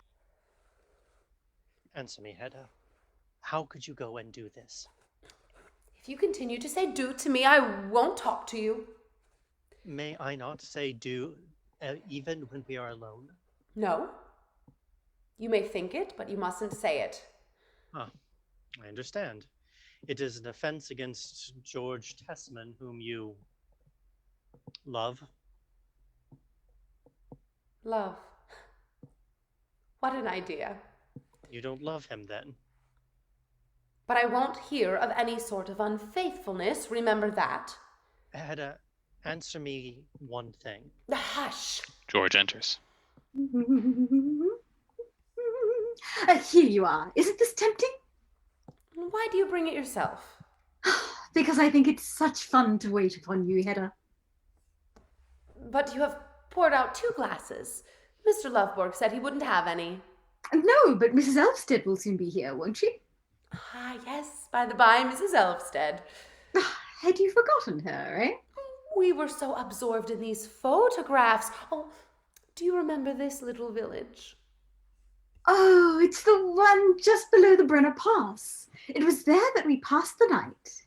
And met that lively party of tourists. Yes, that was the place. Fancy. Oh, if only we could have had you with us, Eilert, eh? George returns to the inner room. Answer me one thing, Hedda. Well, Was there no love in your friendship for me either? No, not a spark, not a tinge of love in it? I wonder if there was. To me, it seems as though we were two good comrades, two thoroughly intimate friends. You especially were frankness itself. It was you that made me so. As I look back upon it all, I think there was really something beautiful, something fascinated, something daring in that secret intimacy, that comradeship which no living creature so much as dreamed of. Yes, Hedda. Was there not? When I used to come to your father's in the afternoon, and the general sat over at the window reading the papers with his back And towards us. we too were on the corner sofa. Always with the same illustrated paper before us. For want of an album, yes. Yes, Hedda. And when I made my confessions to you, I told you about myself, things that at the time no one else knew. There I would sit and tell you of my escapades, my days and nights of devilment. Oh, Hedda, what was the power in you that forced me to confess these things? Do you think it was any power in me? How else can I explain it? And all those roundabout questions you used to put to me. Which you understood so particularly well. How could you sit and question me like that? Question me quite frankly. In roundabout terms, please observe. Yes, but frankly, nevertheless. Cross-question me about all sorts of things. And how could you answer, Mr. Lovborg? Yes, that is what I can't understand in looking back upon it. But tell me how, or now, Hedda, was there not love at the bottom of our friendship? On your side, did you not feel as though you might purge my stains away if I made you my confessor? Was it not so? No, not quite. What was your motive then? Do think it quite incomprehensible that a young girl, when it can be done without anyone knowing, Well, should be glad to have a peep now and then into a world which she is forbidden to know anything about? So that was it? Partly, I almost think. A comradeship in the thirst for life. But why should not that, at any rate, have continued? Well, the fault was yours. It was you that broke with me. Yes, when our friendship threatened to develop into something more serious. Shame upon you, Eilert Lovborg. How could you think of wronging your frank comrade? Oh, why did you not carry out your threat? Why did you not shoot me down? Because I have such a dread of scandal. Yes, Hedda, you are a coward at heart. A terrible coward. But it was a lucky thing for you, and now you have found ample consolation at the Elvsteads. I know what Taya has confided to you. And perhaps you have confided to her something about us?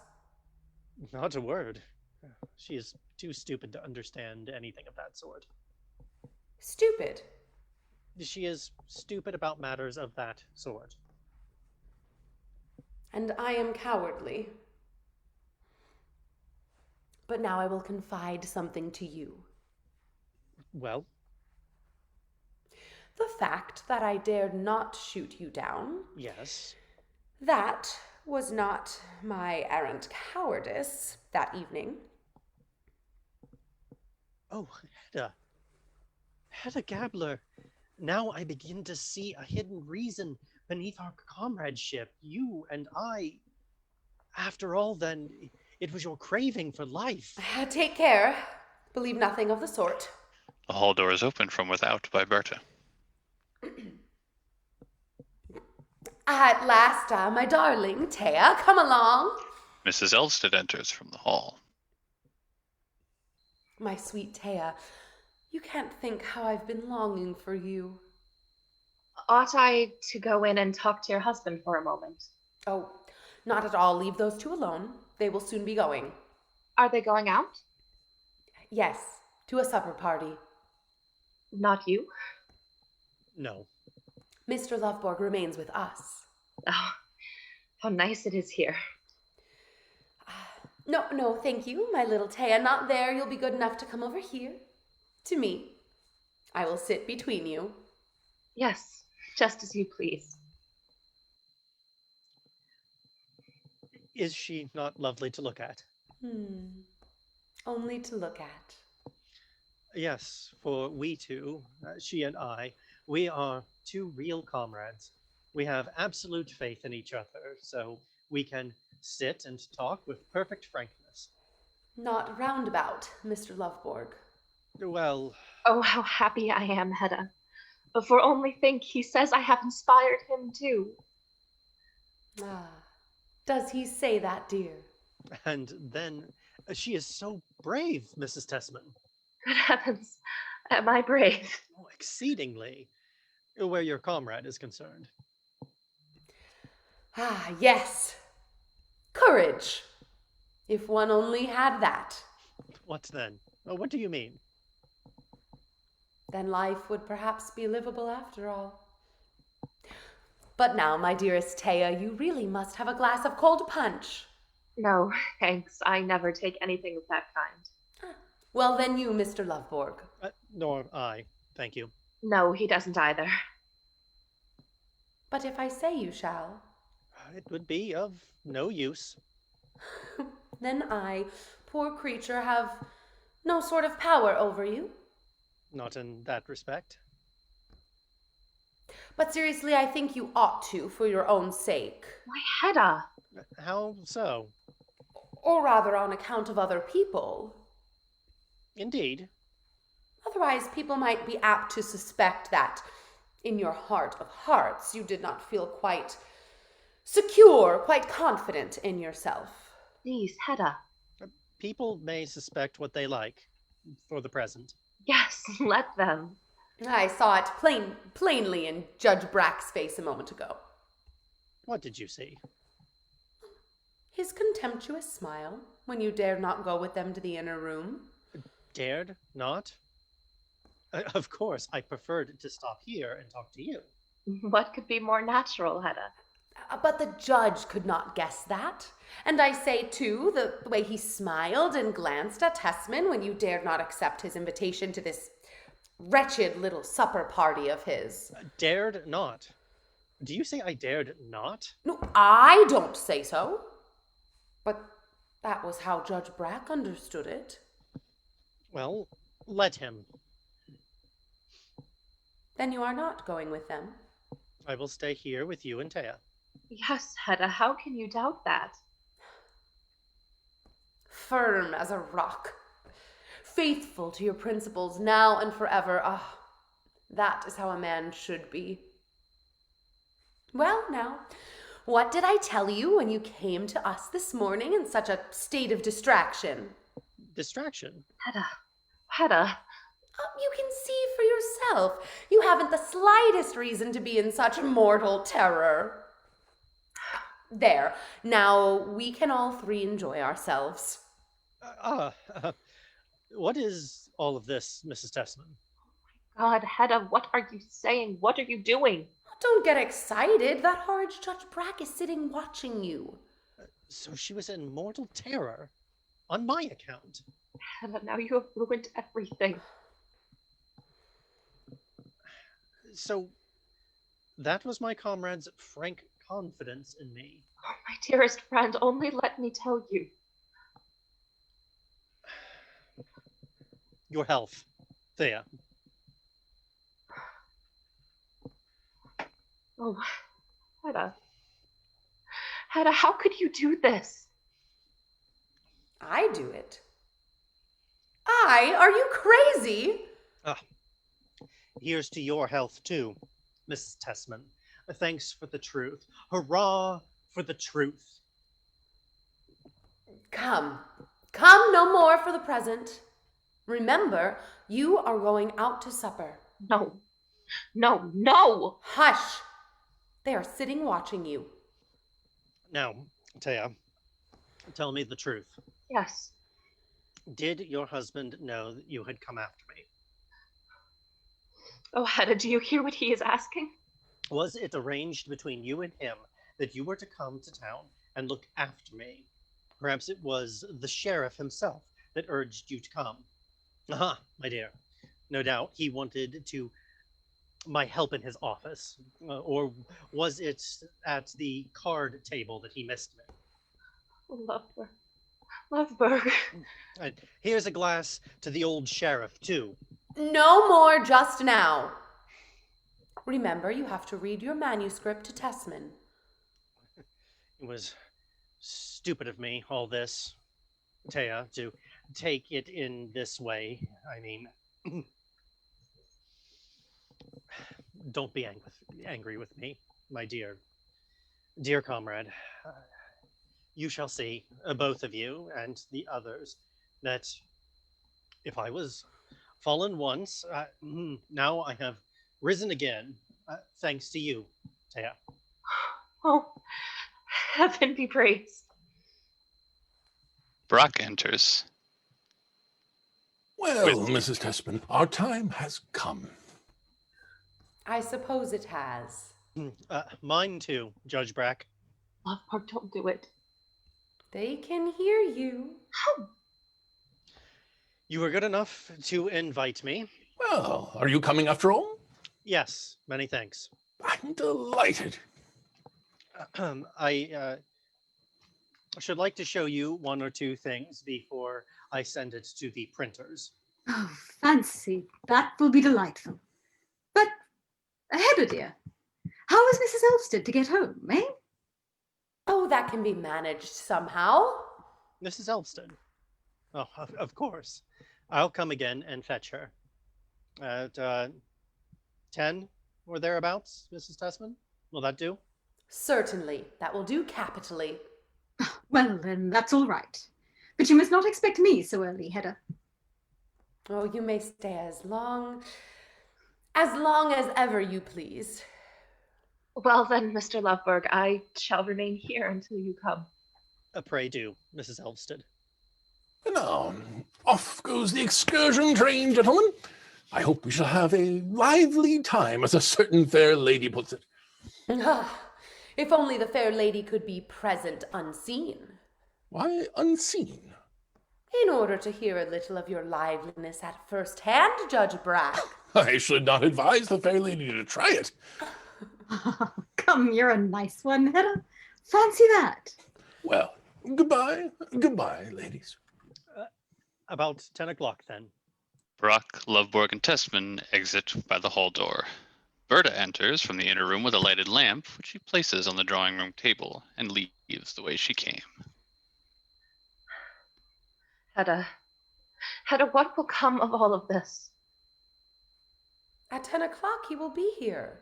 I can see him already, with vine leaves in his hair, flushed and fearless. Oh, I hope he may. And then, you see, then he will have regained control over himself. Then he will be a free man for all of his days. Oh, God, if he would only come as you see him now. He will come as I see him, so, and not otherwise.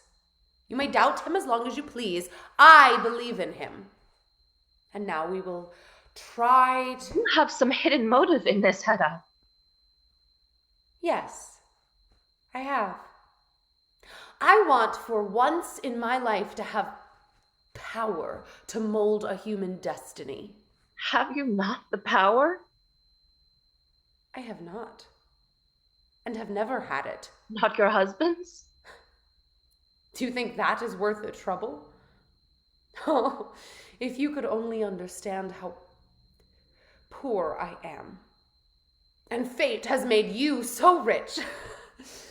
I think I must burn your hair off after all. Let me go. Let me go. I am afraid of you, Hedda. Tea is laid in the dining room, ma'am. Very well. We are coming. No. No, no, I would rather go home alone at once. Nonsense! First you shall have a cup of tea, you little stupid. And then, at 10 o'clock, Eilert Lovborg will be here with vine leaves in his hair. She drags Mrs. Elfsted almost by force to the middle doorway. End of Act 2. Act 3. Mrs. Elfsted, wrapped in a large shawl, with her feet upon a footrest, sits close to the stove, sunk back in an armchair. Hedda lies sleeping upon the sofa with a blanket over her.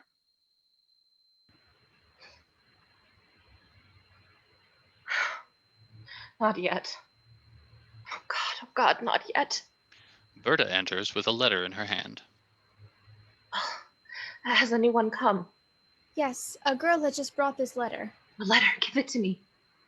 No, it's for Dr. Tessman, ma'am. Oh, indeed. It was Miss Tessman's servant that brought it. I'll lay it here on the table. Yes, do.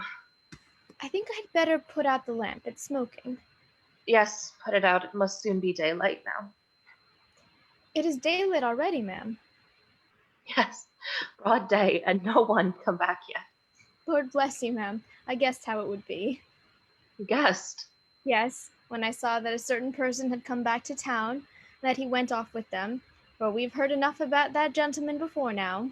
Don't speak so loud. You will waken Mrs. Tessman.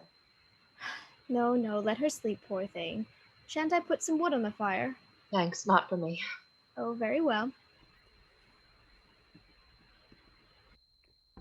What is that? It was only the servant. Oh, we're here. Yes, now I remember. What o'clock is it, Thea? Past 7. When did Tessman come home? He has not come.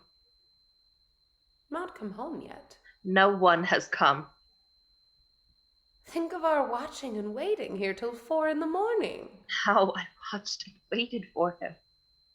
Well, we might have spared ourselves the trouble. Did you get a little sleep? Yes. I believe I have slept pretty well, have you not? Not for a moment. I couldn't, Hedda, not to save my life. Oh, there. There's nothing to be so alarmed about. I understand quite well what has happened. What do you think? Won't you tell me? Why, of course. It has been a very late affair at Judge Brack's. Yes, that is clear enough, but all the same. And then, you see, Tessman hasn't cared to come home and ring us up in the middle of the night. Perhaps he wasn't inclined to show himself either immediately after a jollification. But in that case, where can he have gone?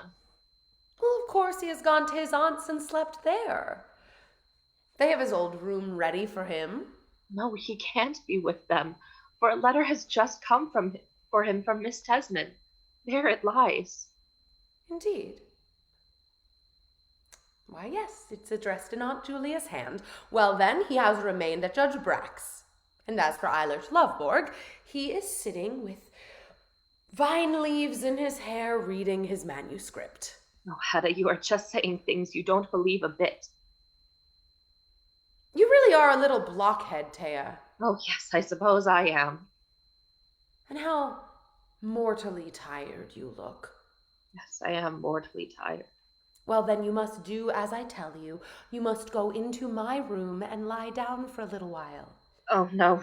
No, I shouldn't be able to sleep. I am sure you would.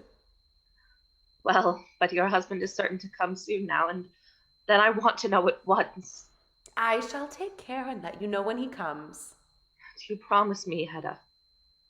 Yes, rely upon me. Just you go in and have a sleep in the meantime. Thanks. Then I'll try. Mrs. Elfsted goes off to the other room. Hedda goes up to the glass door and draws back the curtains. Berta enters. Did you want anything, ma'am? Yes, you must put more wood in the stove. I am shivering. Bless me, I'll make the fire at once. That was a ring at the front door, ma'am. Then go to the door. I will look after the fire. It'll soon burn up.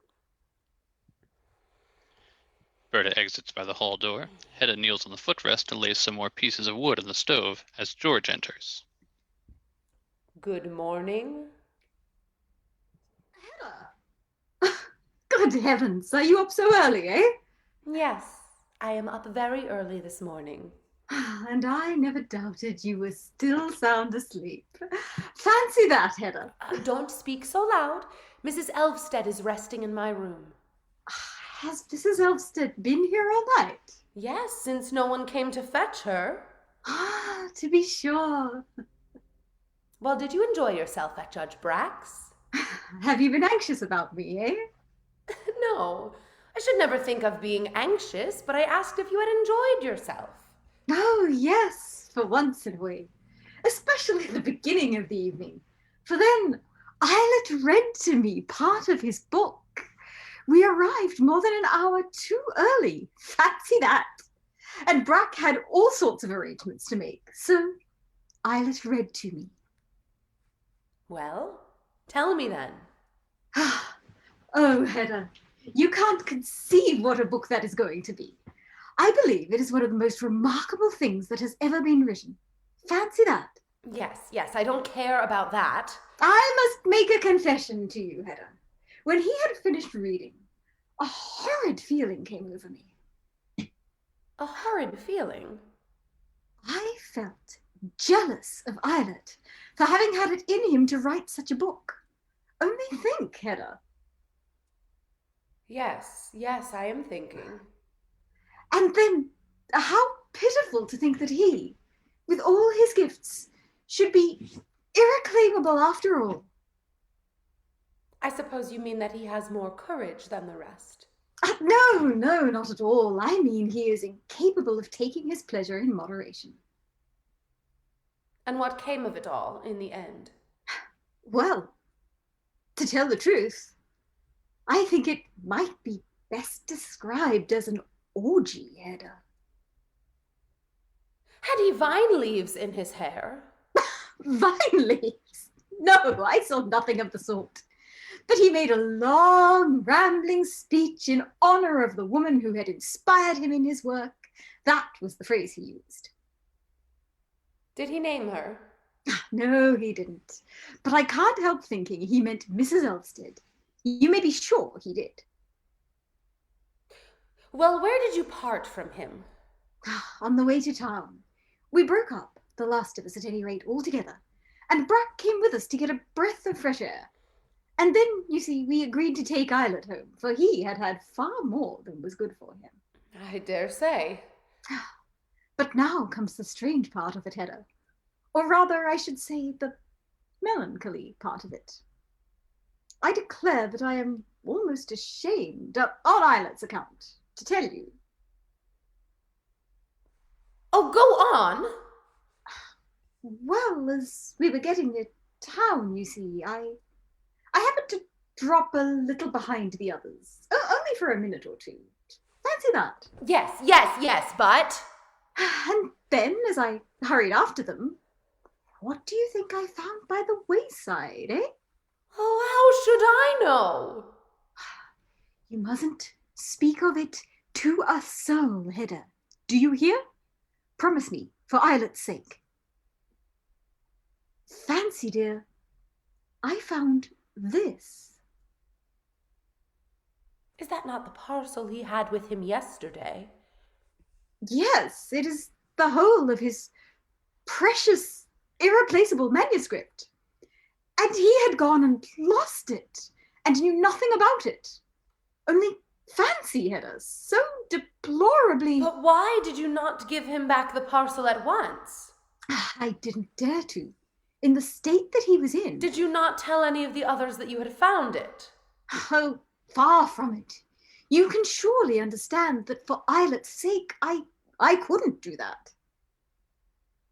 So no one knows that Eilert Lovborg's manuscript is in your possession? No, and no one must know of it.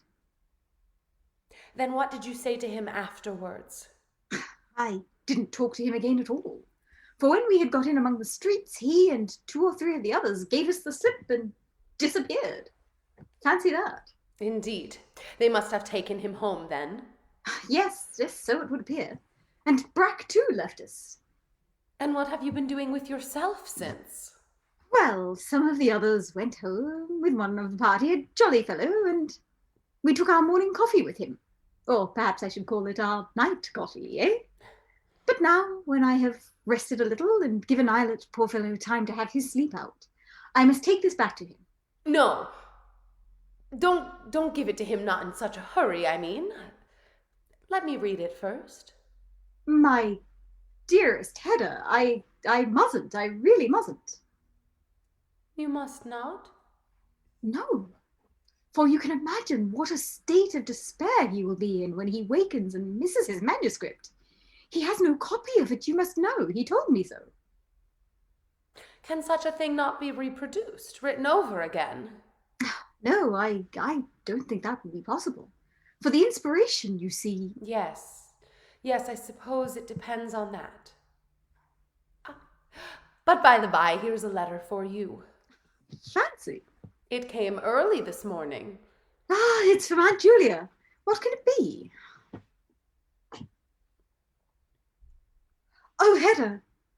She says that poor Aunt Rena is dying.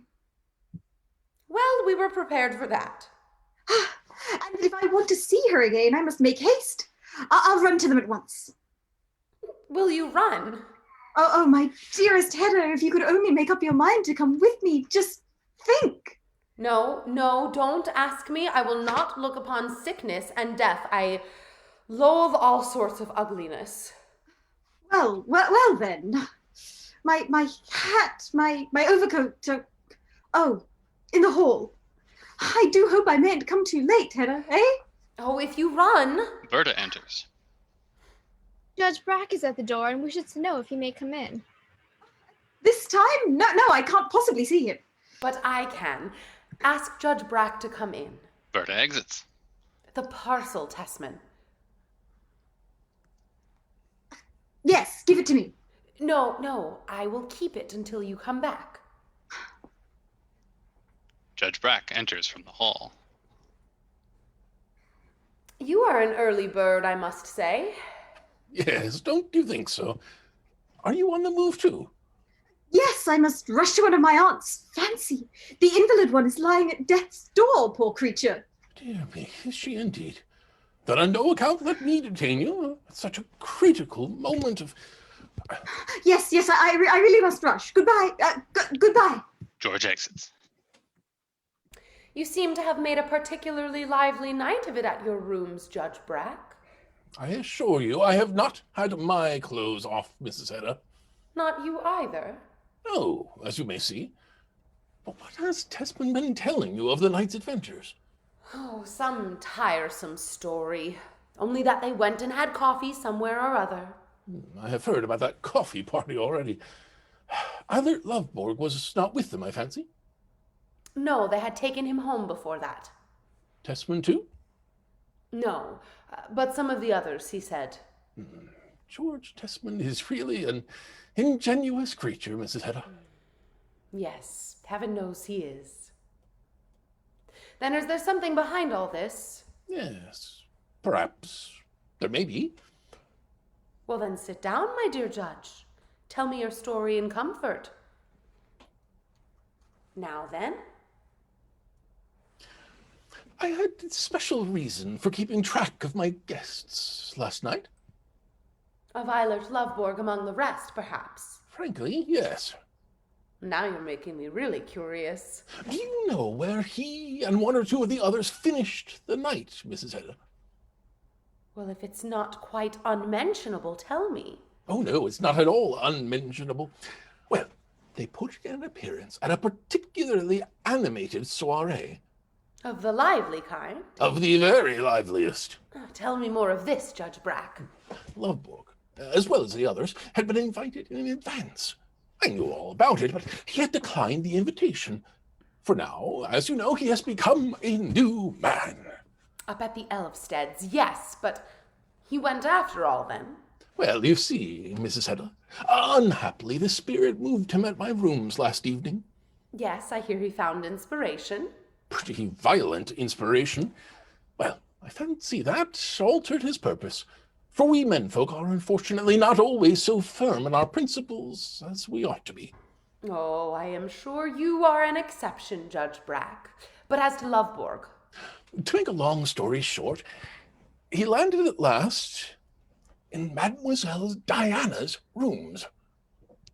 Mademoiselle Diana's? It was Mademoiselle Diana that was giving the soiree to a select circle of her admirers and her lady friends. Is she a red-haired woman? Precisely. A sort of a singer? Oh, yes, in her leisure moments. And moreover, a mighty huntress of men.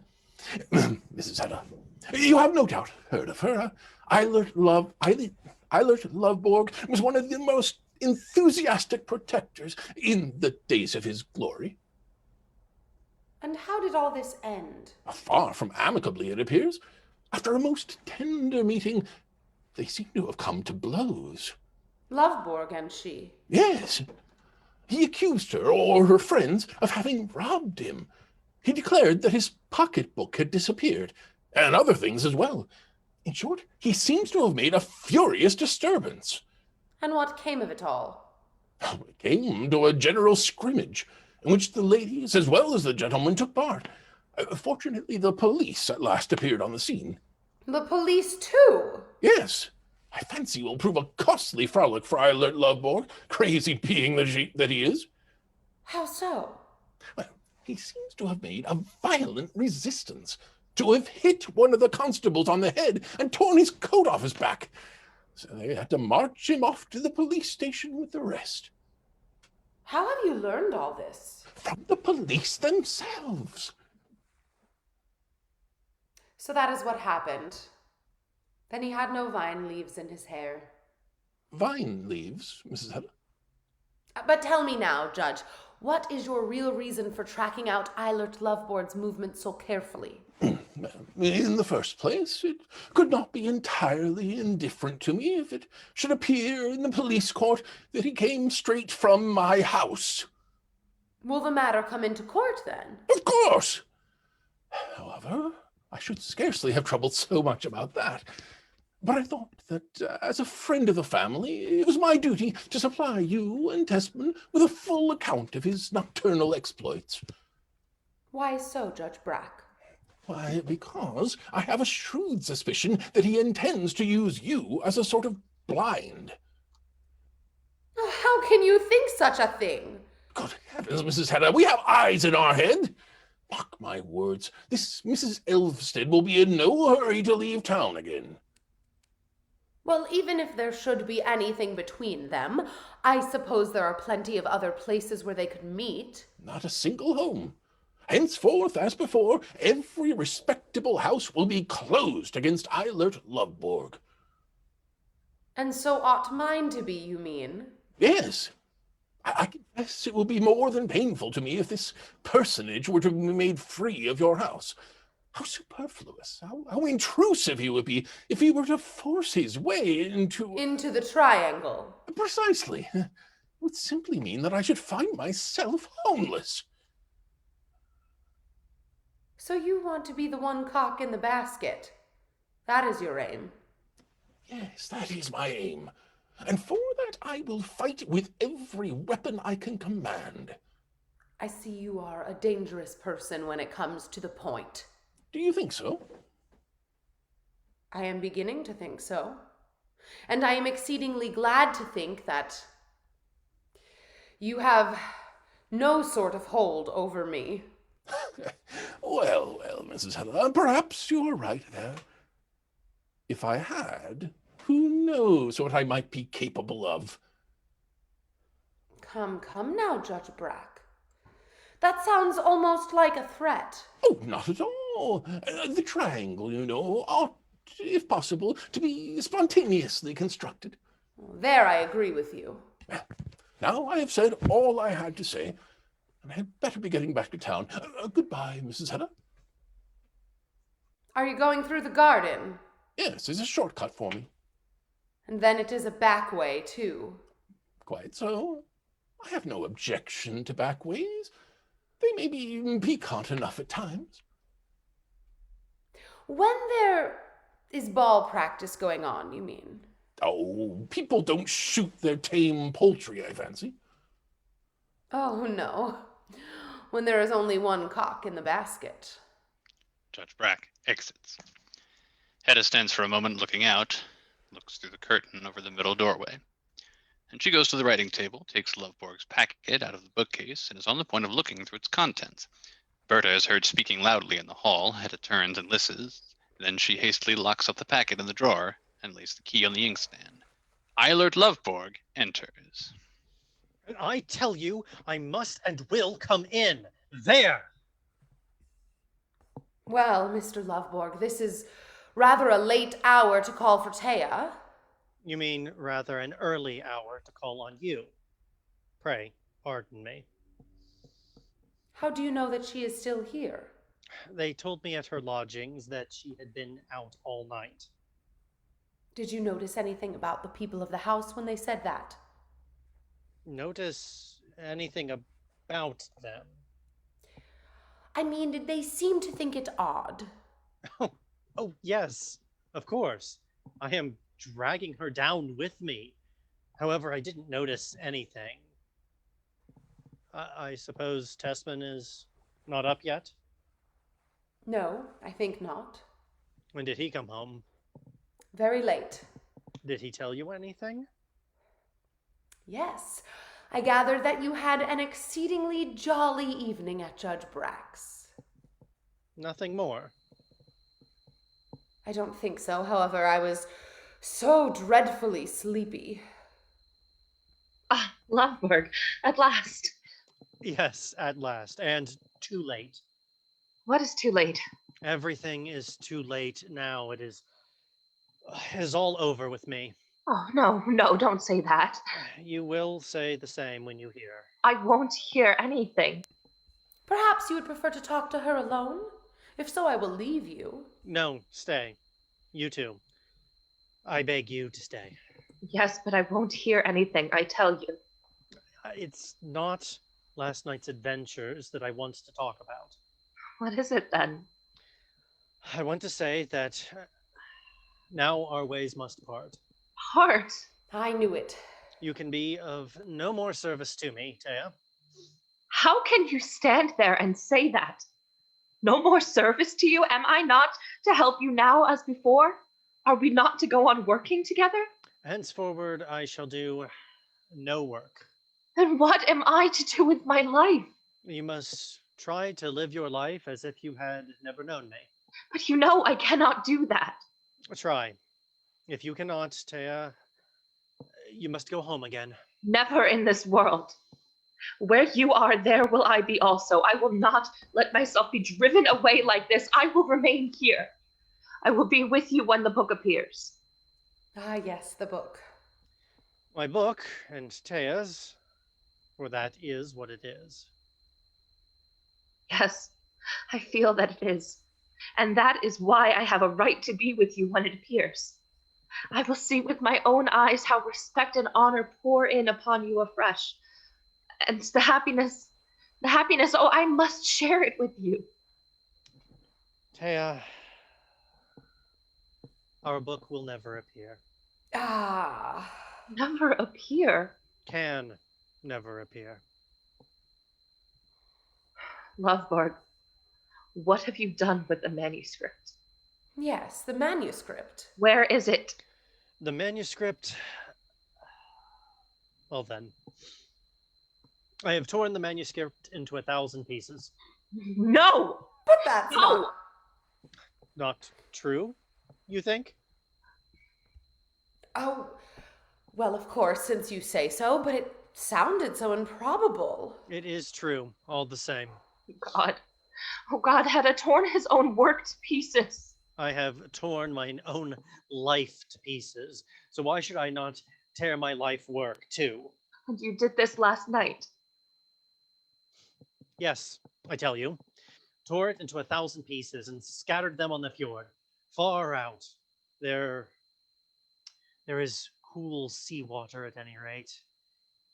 Let them drift upon it, drift with the current, the wind, and then presently they will sink deeper and deeper, as shall I, Taya.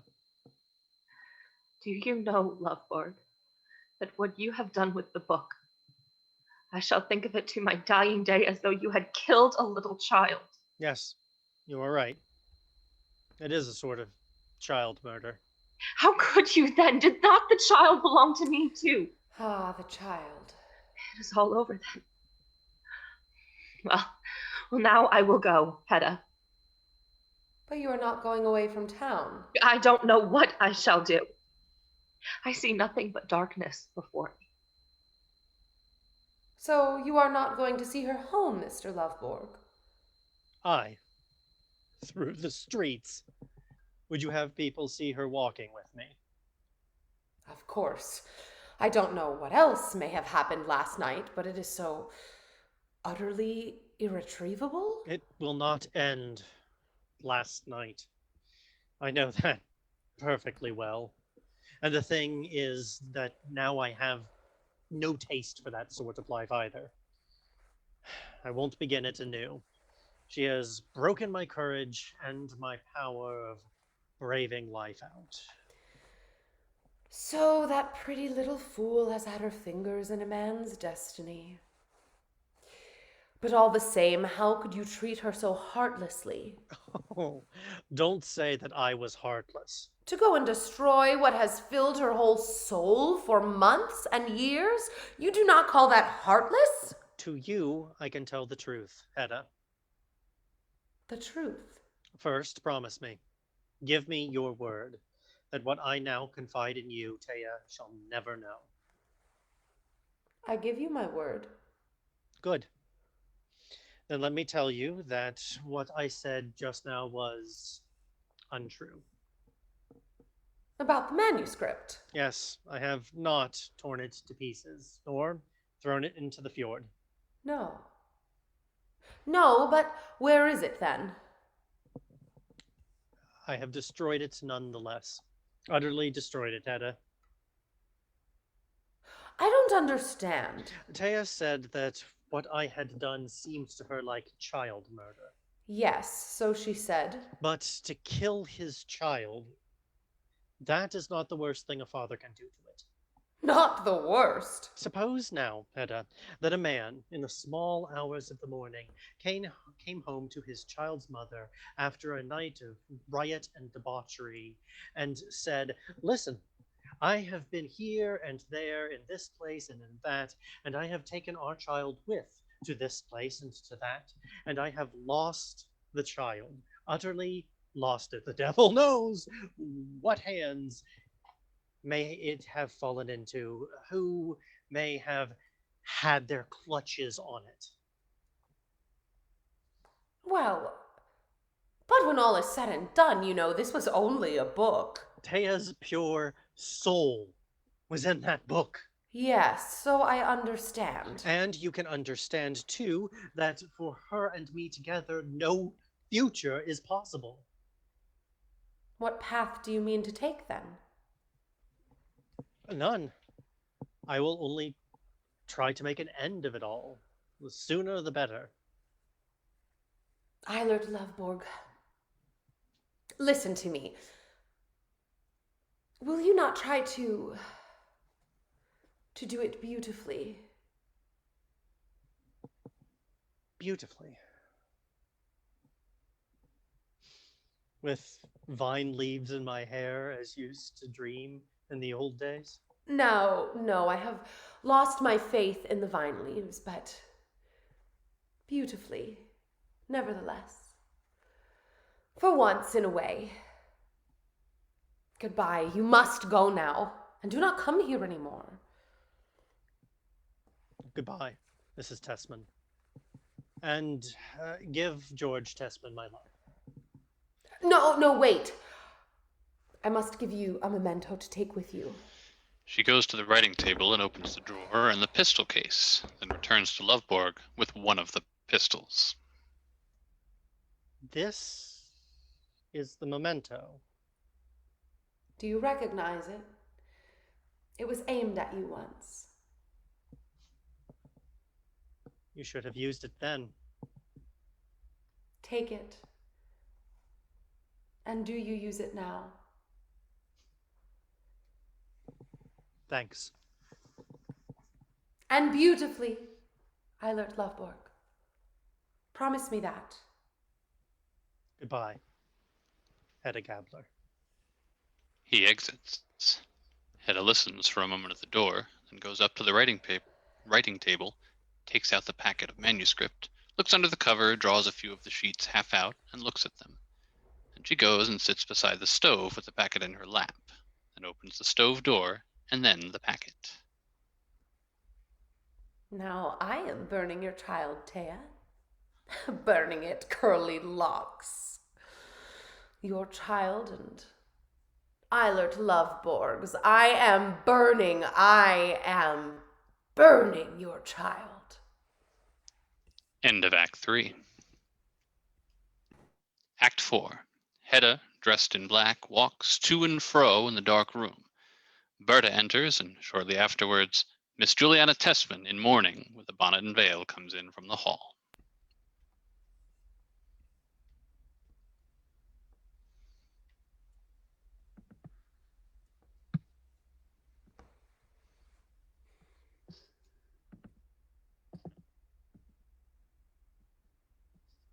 Yes, Hedda, here I am.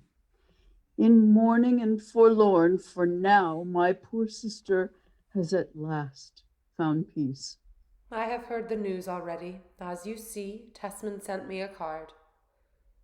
Yes, he promised me he would, but nevertheless I thought that to Hedda, here in the house of life, I ought myself to bring the tidings of death. That was very kind of you. Ah, Rena ought not to have left us just now. This is not the time for Hedda's house to be a house of mourning. She died quite peacefully, did she not, Miss Tessman?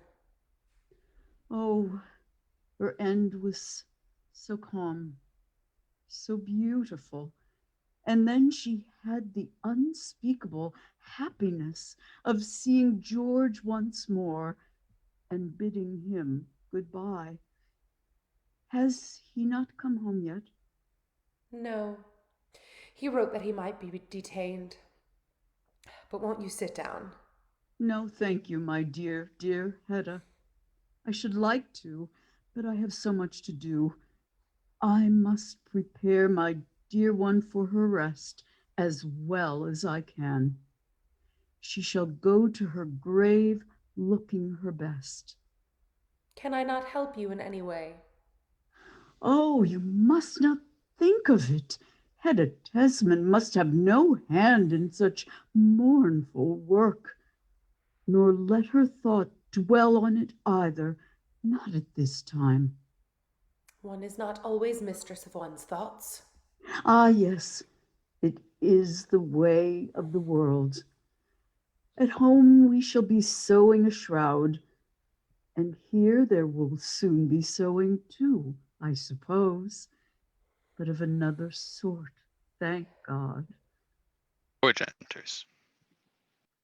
Ah, you have come at last.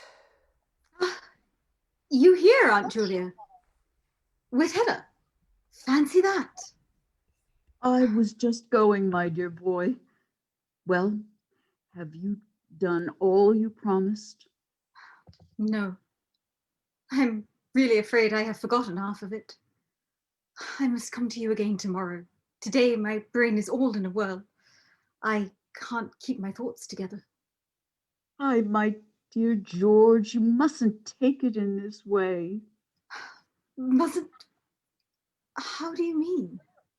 Even in your sorrow, you must rejoice as I do. Rejoice that she is at rest. Yes, you are thinking of Aunt Rena. You will feel lonely now, Miss Tessman. Just at first, yes. But that will not last very long, I hope. I dare say I shall soon find an occupant for Rena's little room. Indeed? Who do you think will take it, eh? Oh, there's always some poor invalid or other in want of nursing, unfortunately. Would you really take such a burden upon you again? A burden? Heaven forgive you, child. It has been no burden to me. But suppose you had a total stranger on your hands? Oh, one soon makes friends with sick folk, and it's such an absolute necessity for me to have someone to live for. Well, heaven be praised. There may soon be something in this house, too, to keep an old aunt busy. Oh, don't trouble about anything here.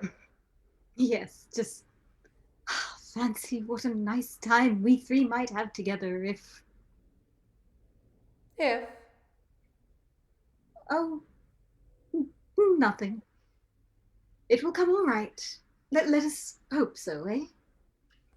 Well, I dare say you two want to talk to each other, and perhaps Hedda may have something to tell you too, George. Goodbye. I must go home to Rena. How strange it is to think that now Rena is with me and with my poor brother as well. Yes. Fancy that, Aunt Julia, eh? Miss Tessman exits. I almost believe your Aunt Rena's death affects you more than it does your Aunt Julia. No, it's not that alone. It's Eilert that I am so terribly uneasy about. Is there anything new about him? I looked in at his rooms this afternoon, intending to tell him that the manuscript was in safekeeping. Well, did you find him? No, he wasn't at home. But afterwards I met Mrs. Elstead, and she told me that he had been here early this morning. Yes, directly after you had gone. And he said that he had torn his manuscript to pieces, eh? Yes, so he declared. Why, good heavens, he must have been completely out of his mind. And I suppose you thought it best not to give it back to him, Hedda? No, he did not get it. But of course, you told him that we had it. No. Did you tell Miss Elfstead? No, I thought I had better not, but you ought to have told him. Fancy if, in desperation, he should go and do himself some injury. Let me have the manuscript, Hedda. I will take it to him at once. Where is it? I have not got it.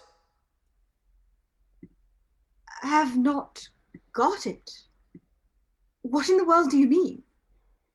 I have burnt it. Burnt! Every line of it. Burnt Eilert's manuscript! Don't scream so, the servant might hear you. Burnt! Why, good God! No, it's impossible! It is so, nevertheless. Do you know what you have done, Hedda? It's unlawful appropriation of lost property. Fancy that! Just ask Judge Brack, and he'll tell you what it is. I advise you not to speak of it, either to Judge Brack or anyone else. How could you do such a thing, anything so unheard of? What put it into your head? What possessed you? Answer me that, eh? I did it for your sake, George. For my sake.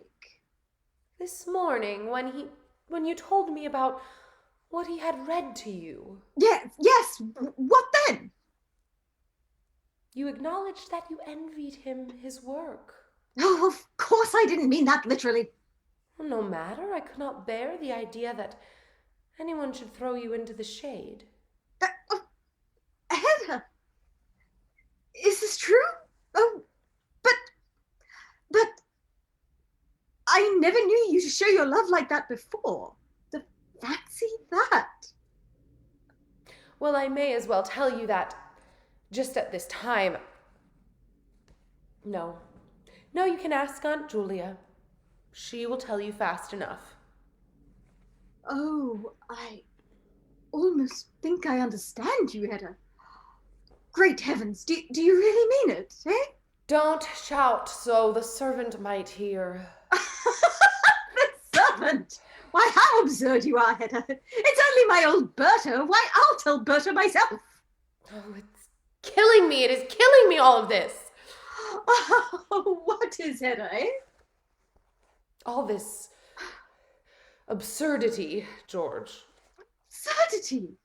Do you see anything absurd in my being overjoyed at the news? But after all, perhaps I had better not say anything to Berta. Oh, why not that too? No, not yet. But I must certainly tell Aunt Julia. And then you have begun to call me George too. Fancy that. Oh, Aunt Julia will be happy. So happy. When she hears that I have burnt Eilert Lovborg's manuscript for your sake. No, but by the by, the affair of the manuscript. Of course, nobody must know about that. But you love me so much, Hedda. Aunt Julia must really share my joy in that. I wonder now whether this sort of thing is usual in young wives, eh? I think you had better ask Aunt Julia that question too. I will indeed, sometime or other. And yet, the manuscript. The manuscript. Good God, it is terrible to think what will become of poor Eilert now. Mrs. Elvsted enters. Oh, dear Hedda, forgive my coming again. What is the matter with you, Thea? Something about Eilert Lovborg again, eh? Yes, I'm dreadfully afraid some misfortune has happened to him. Do you think so? Why, good Lord. What makes you think that, Mrs. Elvsted? I heard them talking of him at my boarding house just as I came in. Oh, the most incredible rumors are afloat about him today. Yes, fancy, I heard too. And I can bear witness that he went straight home to bed last night. Fancy that. Well, what did they say at the boarding house? Oh, I couldn't make out anything clearly. Either they knew nothing definite or else they stopped talking when they saw me and I did not dare ask. We must hope that you misunderstood them, Mrs. Elvsted. No, I'm sure it was of him they were talking. And I heard something about the hospital or... The hospital? No, surely that cannot be. Oh, I was in such mortal terror. I went to his lodgings and asked for him there. You could make up your mind to that, Thea. What else could I do? I really could bear the suspense no longer. But you didn't find him either, eh? No. As the people knew nothing about him, he hadn't been home since yesterday afternoon, they said. Yesterday? Fancy. How could they say that? Oh, I am sure something terrible must have happened to him. Hedda, dear, how would it be if I were to go and make inquiries? No, don't mix yourself up in this affair. Judge Brack enters. Oh, is that you, my dear Judge, eh? Yes. It was imperative I should see you this evening. I can see that you have heard the news about Aunt Rena. Yes, that among other things. Isn't it sad, eh?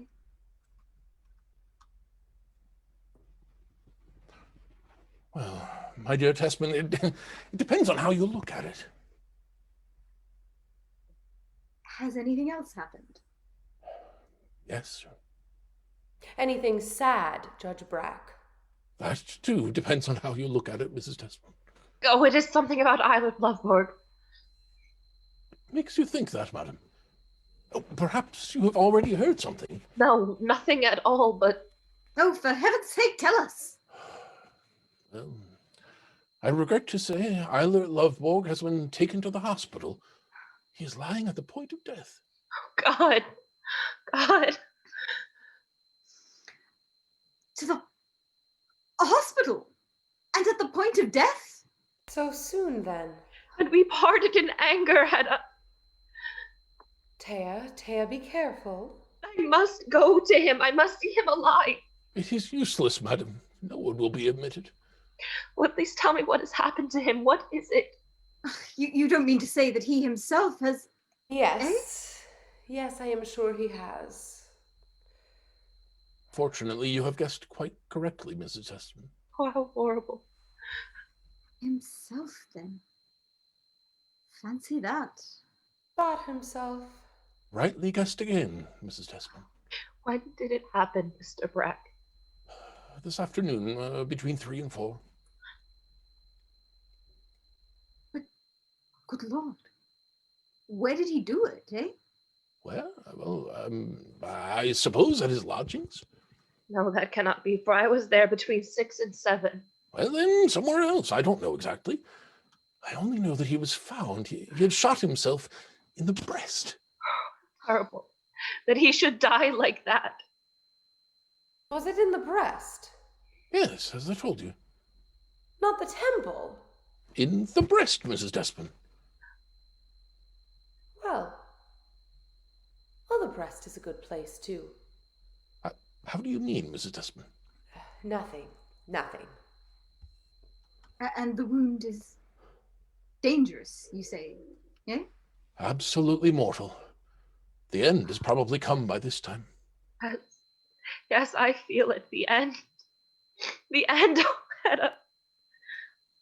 But tell me, how have you learnt all this? Through one of the police, a man I had some business with. At last a deed worth doing. Good heavens, Hedda, what are you saying? I say there is beauty in this. Mrs. Tesman. Hedda, how can you talk of beauty in such an act? Eilert Lovborg has himself made up his account with his life. He has had the courage to do the one right thing. No, you must never think that was how it happened. It must have been in delirium that he did it. In despair? That he did not. I am certain of that. Yes, in delirium, just as when he tore up our manuscript. Manuscript? Has he torn that up? Yes, last night. Oh, Hedda, we shall never get over this. Very extraordinary. To think of Eilert going out of the world in this way and not leaving behind him the book that would have immortalized his name. Oh, if only it could be put together again. Oh, yes, if only it could. I don't know what I would not give. Perhaps it can, Mr. Tesman. What do you mean? Look here, I have kept all the loose notes he used to dictate from. You have kept them, Mrs. Elvsted? Eh? Yes, I have them here. I put them in my pocket when I left home. Here they still are. Oh, do let me see them. But they are in such disorder, all mixed up. Fancy if we could make something out of them after all. Perhaps if we too put our heads together. Oh, yes, let us at least try. We will manage it. We must. I will dedicate my life to this task. You, George. Your life. Yes, or rather, all the time that I can spare. My own collections must wait in the meantime. Henrik, you understand, eh? I owe this to Eilert's memory. Perhaps. And so, my dear Mrs. Elvsted, we will give our whole minds to it.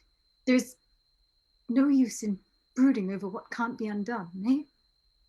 We must try to control our grief as much as possible, and... Yes, Mr. Tesman, I will do the best I can. Well then, come here. I can't rest until we have looked through these notes. Where shall we sit? Here? No, in there, in the back room. Excuse me, my dear judge.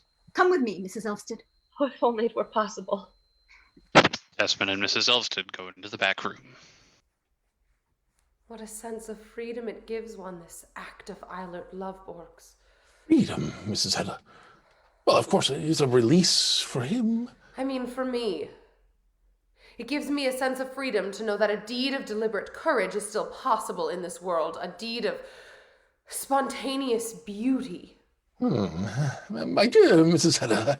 Oh, I know what you are going to say, for you are a kind of specialist too. Like, you know. Eilert Lovborg was more to you than perhaps you are willing to admit to yourself. Am I wrong? I don't answer such questions. I only know that Eilert Lovborg has had the courage to live his life after his own fashion. And then, the last great act, with its beauty, that he should have the will and the strength to turn away from the banquet of life so early. I am sorry, Mrs. Hedda, but I fear I must dispel an amiable illusion. Illusion? Which could not have lasted long in any case. What do you mean? Eilert Lovborg did not shoot himself voluntarily. Not voluntarily? No. The thing did not happen exactly as I told it. Have you concealed something? What is it? For poor Mrs. Elfsted's sake, I idealized the facts a little. What are the facts? First, that he is already dead. At the hospital? Yes, without regaining consciousness. What more have you concealed? This, the event did not happen at his lodgings. Well, that can make no difference. Perhaps it may, for I must tell you, Eilert Lovborg was found shot in Mademoiselle Diana's boudoir. That is impossible, Judge Brack. He cannot have been there again today. He was there this afternoon. He went there, he said, to demand the return of something which they had taken from him. Talked wildly about a lost child. So that is why. I thought probably he meant his manuscript. But now I hear he destroyed that himself. I suppose it must have been his pocketbook. Yes, no doubt. And there he was found. Yes, there. With a pistol in his breast pocket, discharged. The ball had lodged in a vital part.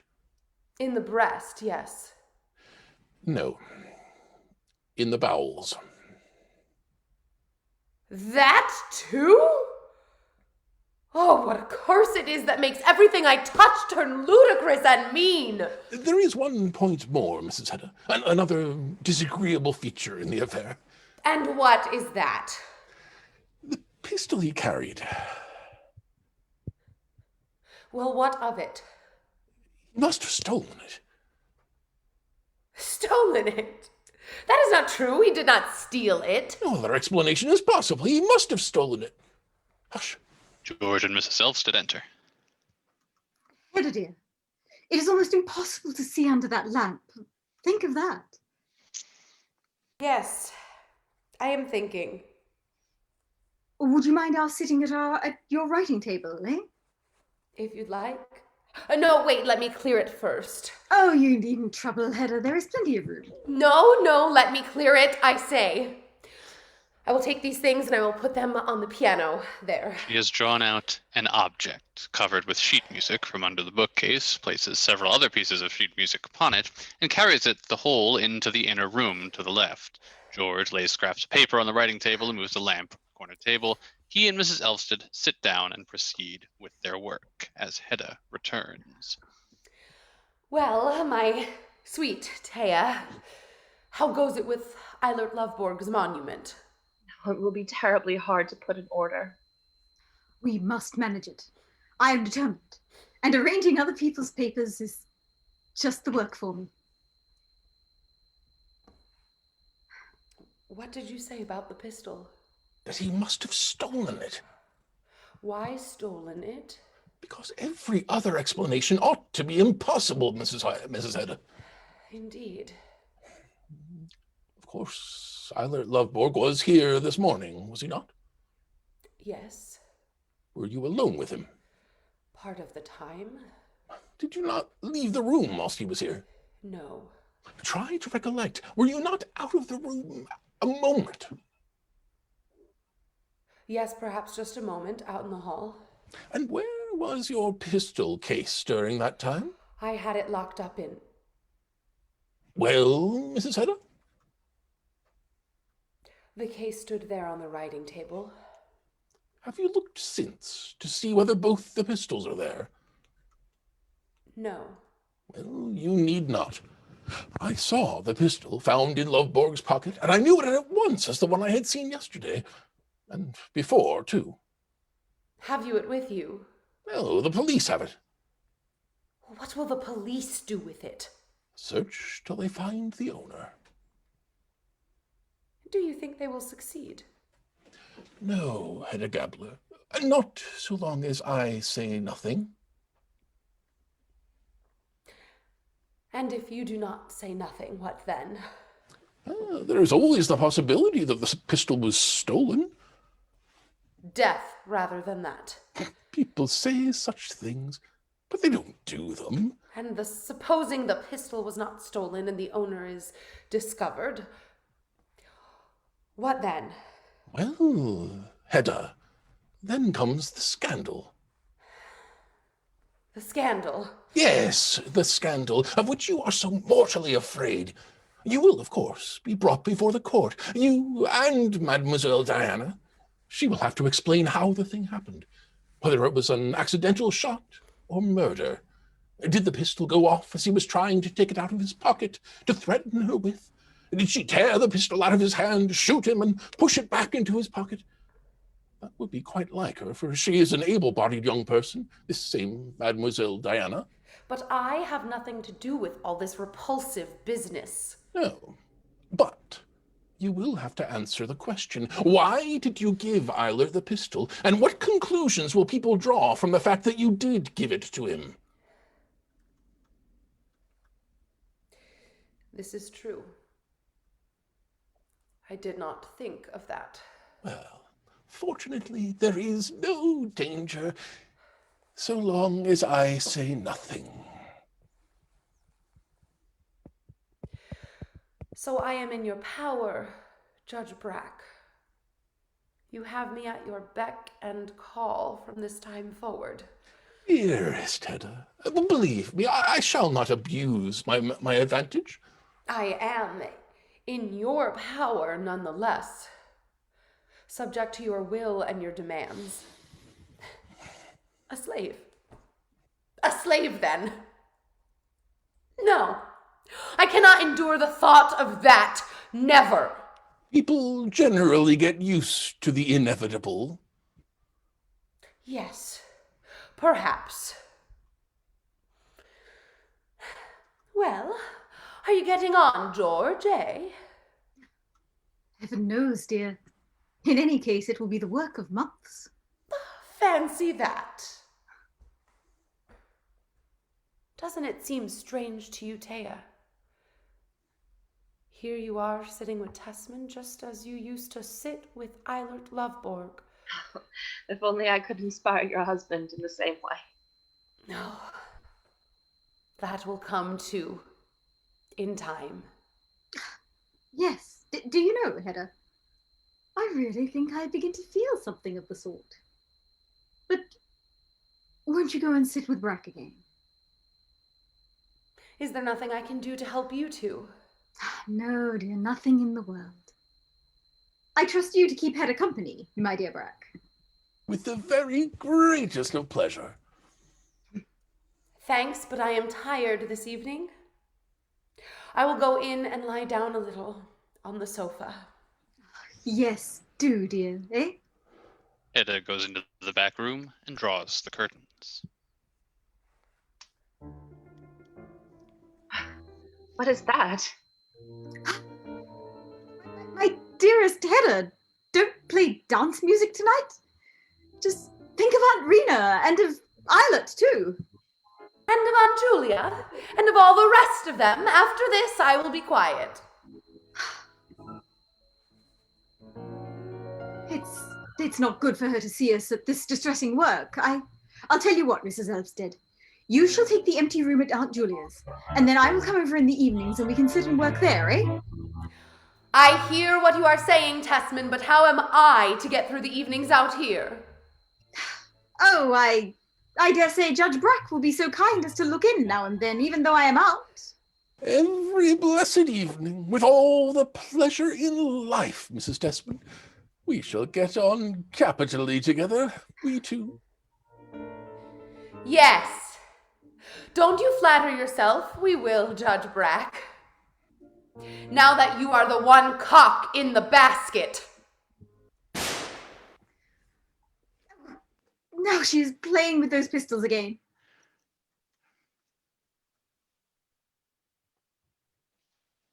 Shot herself. Shot herself in the temple. Fancy that. Good God. People don't do such things. The end. Thank you for joining us for HEDDA GABLER. A big thanks to our friend, your friendly neighborhood Shakespeare. You can visit him at his website, shakespeareapproves.com, or on Facebook at Shakespeare Approves, your friendly neighborhood Shakespeare. We've got links to all his content and more in the comments of this video. We'd also like to thank all the actors who have volunteered to read with us tonight. Thank you all so much. If you've enjoyed this reading, all of our past readings are available on our Facebook page and a little bit better organized on our website, zenithplayers.com. If you want more information on us, including how to be involved in a reading like this one, you can go to our Facebook page, Zenith Players, send us a message, or send an email to casting@zenithplayers.com, and I will get back to you as soon as possible. We want to continue to express our support to everyone at that working to keep us safe. Thank you. Join us next Saturday for Henry VI, Part 3. Thank you, and good night.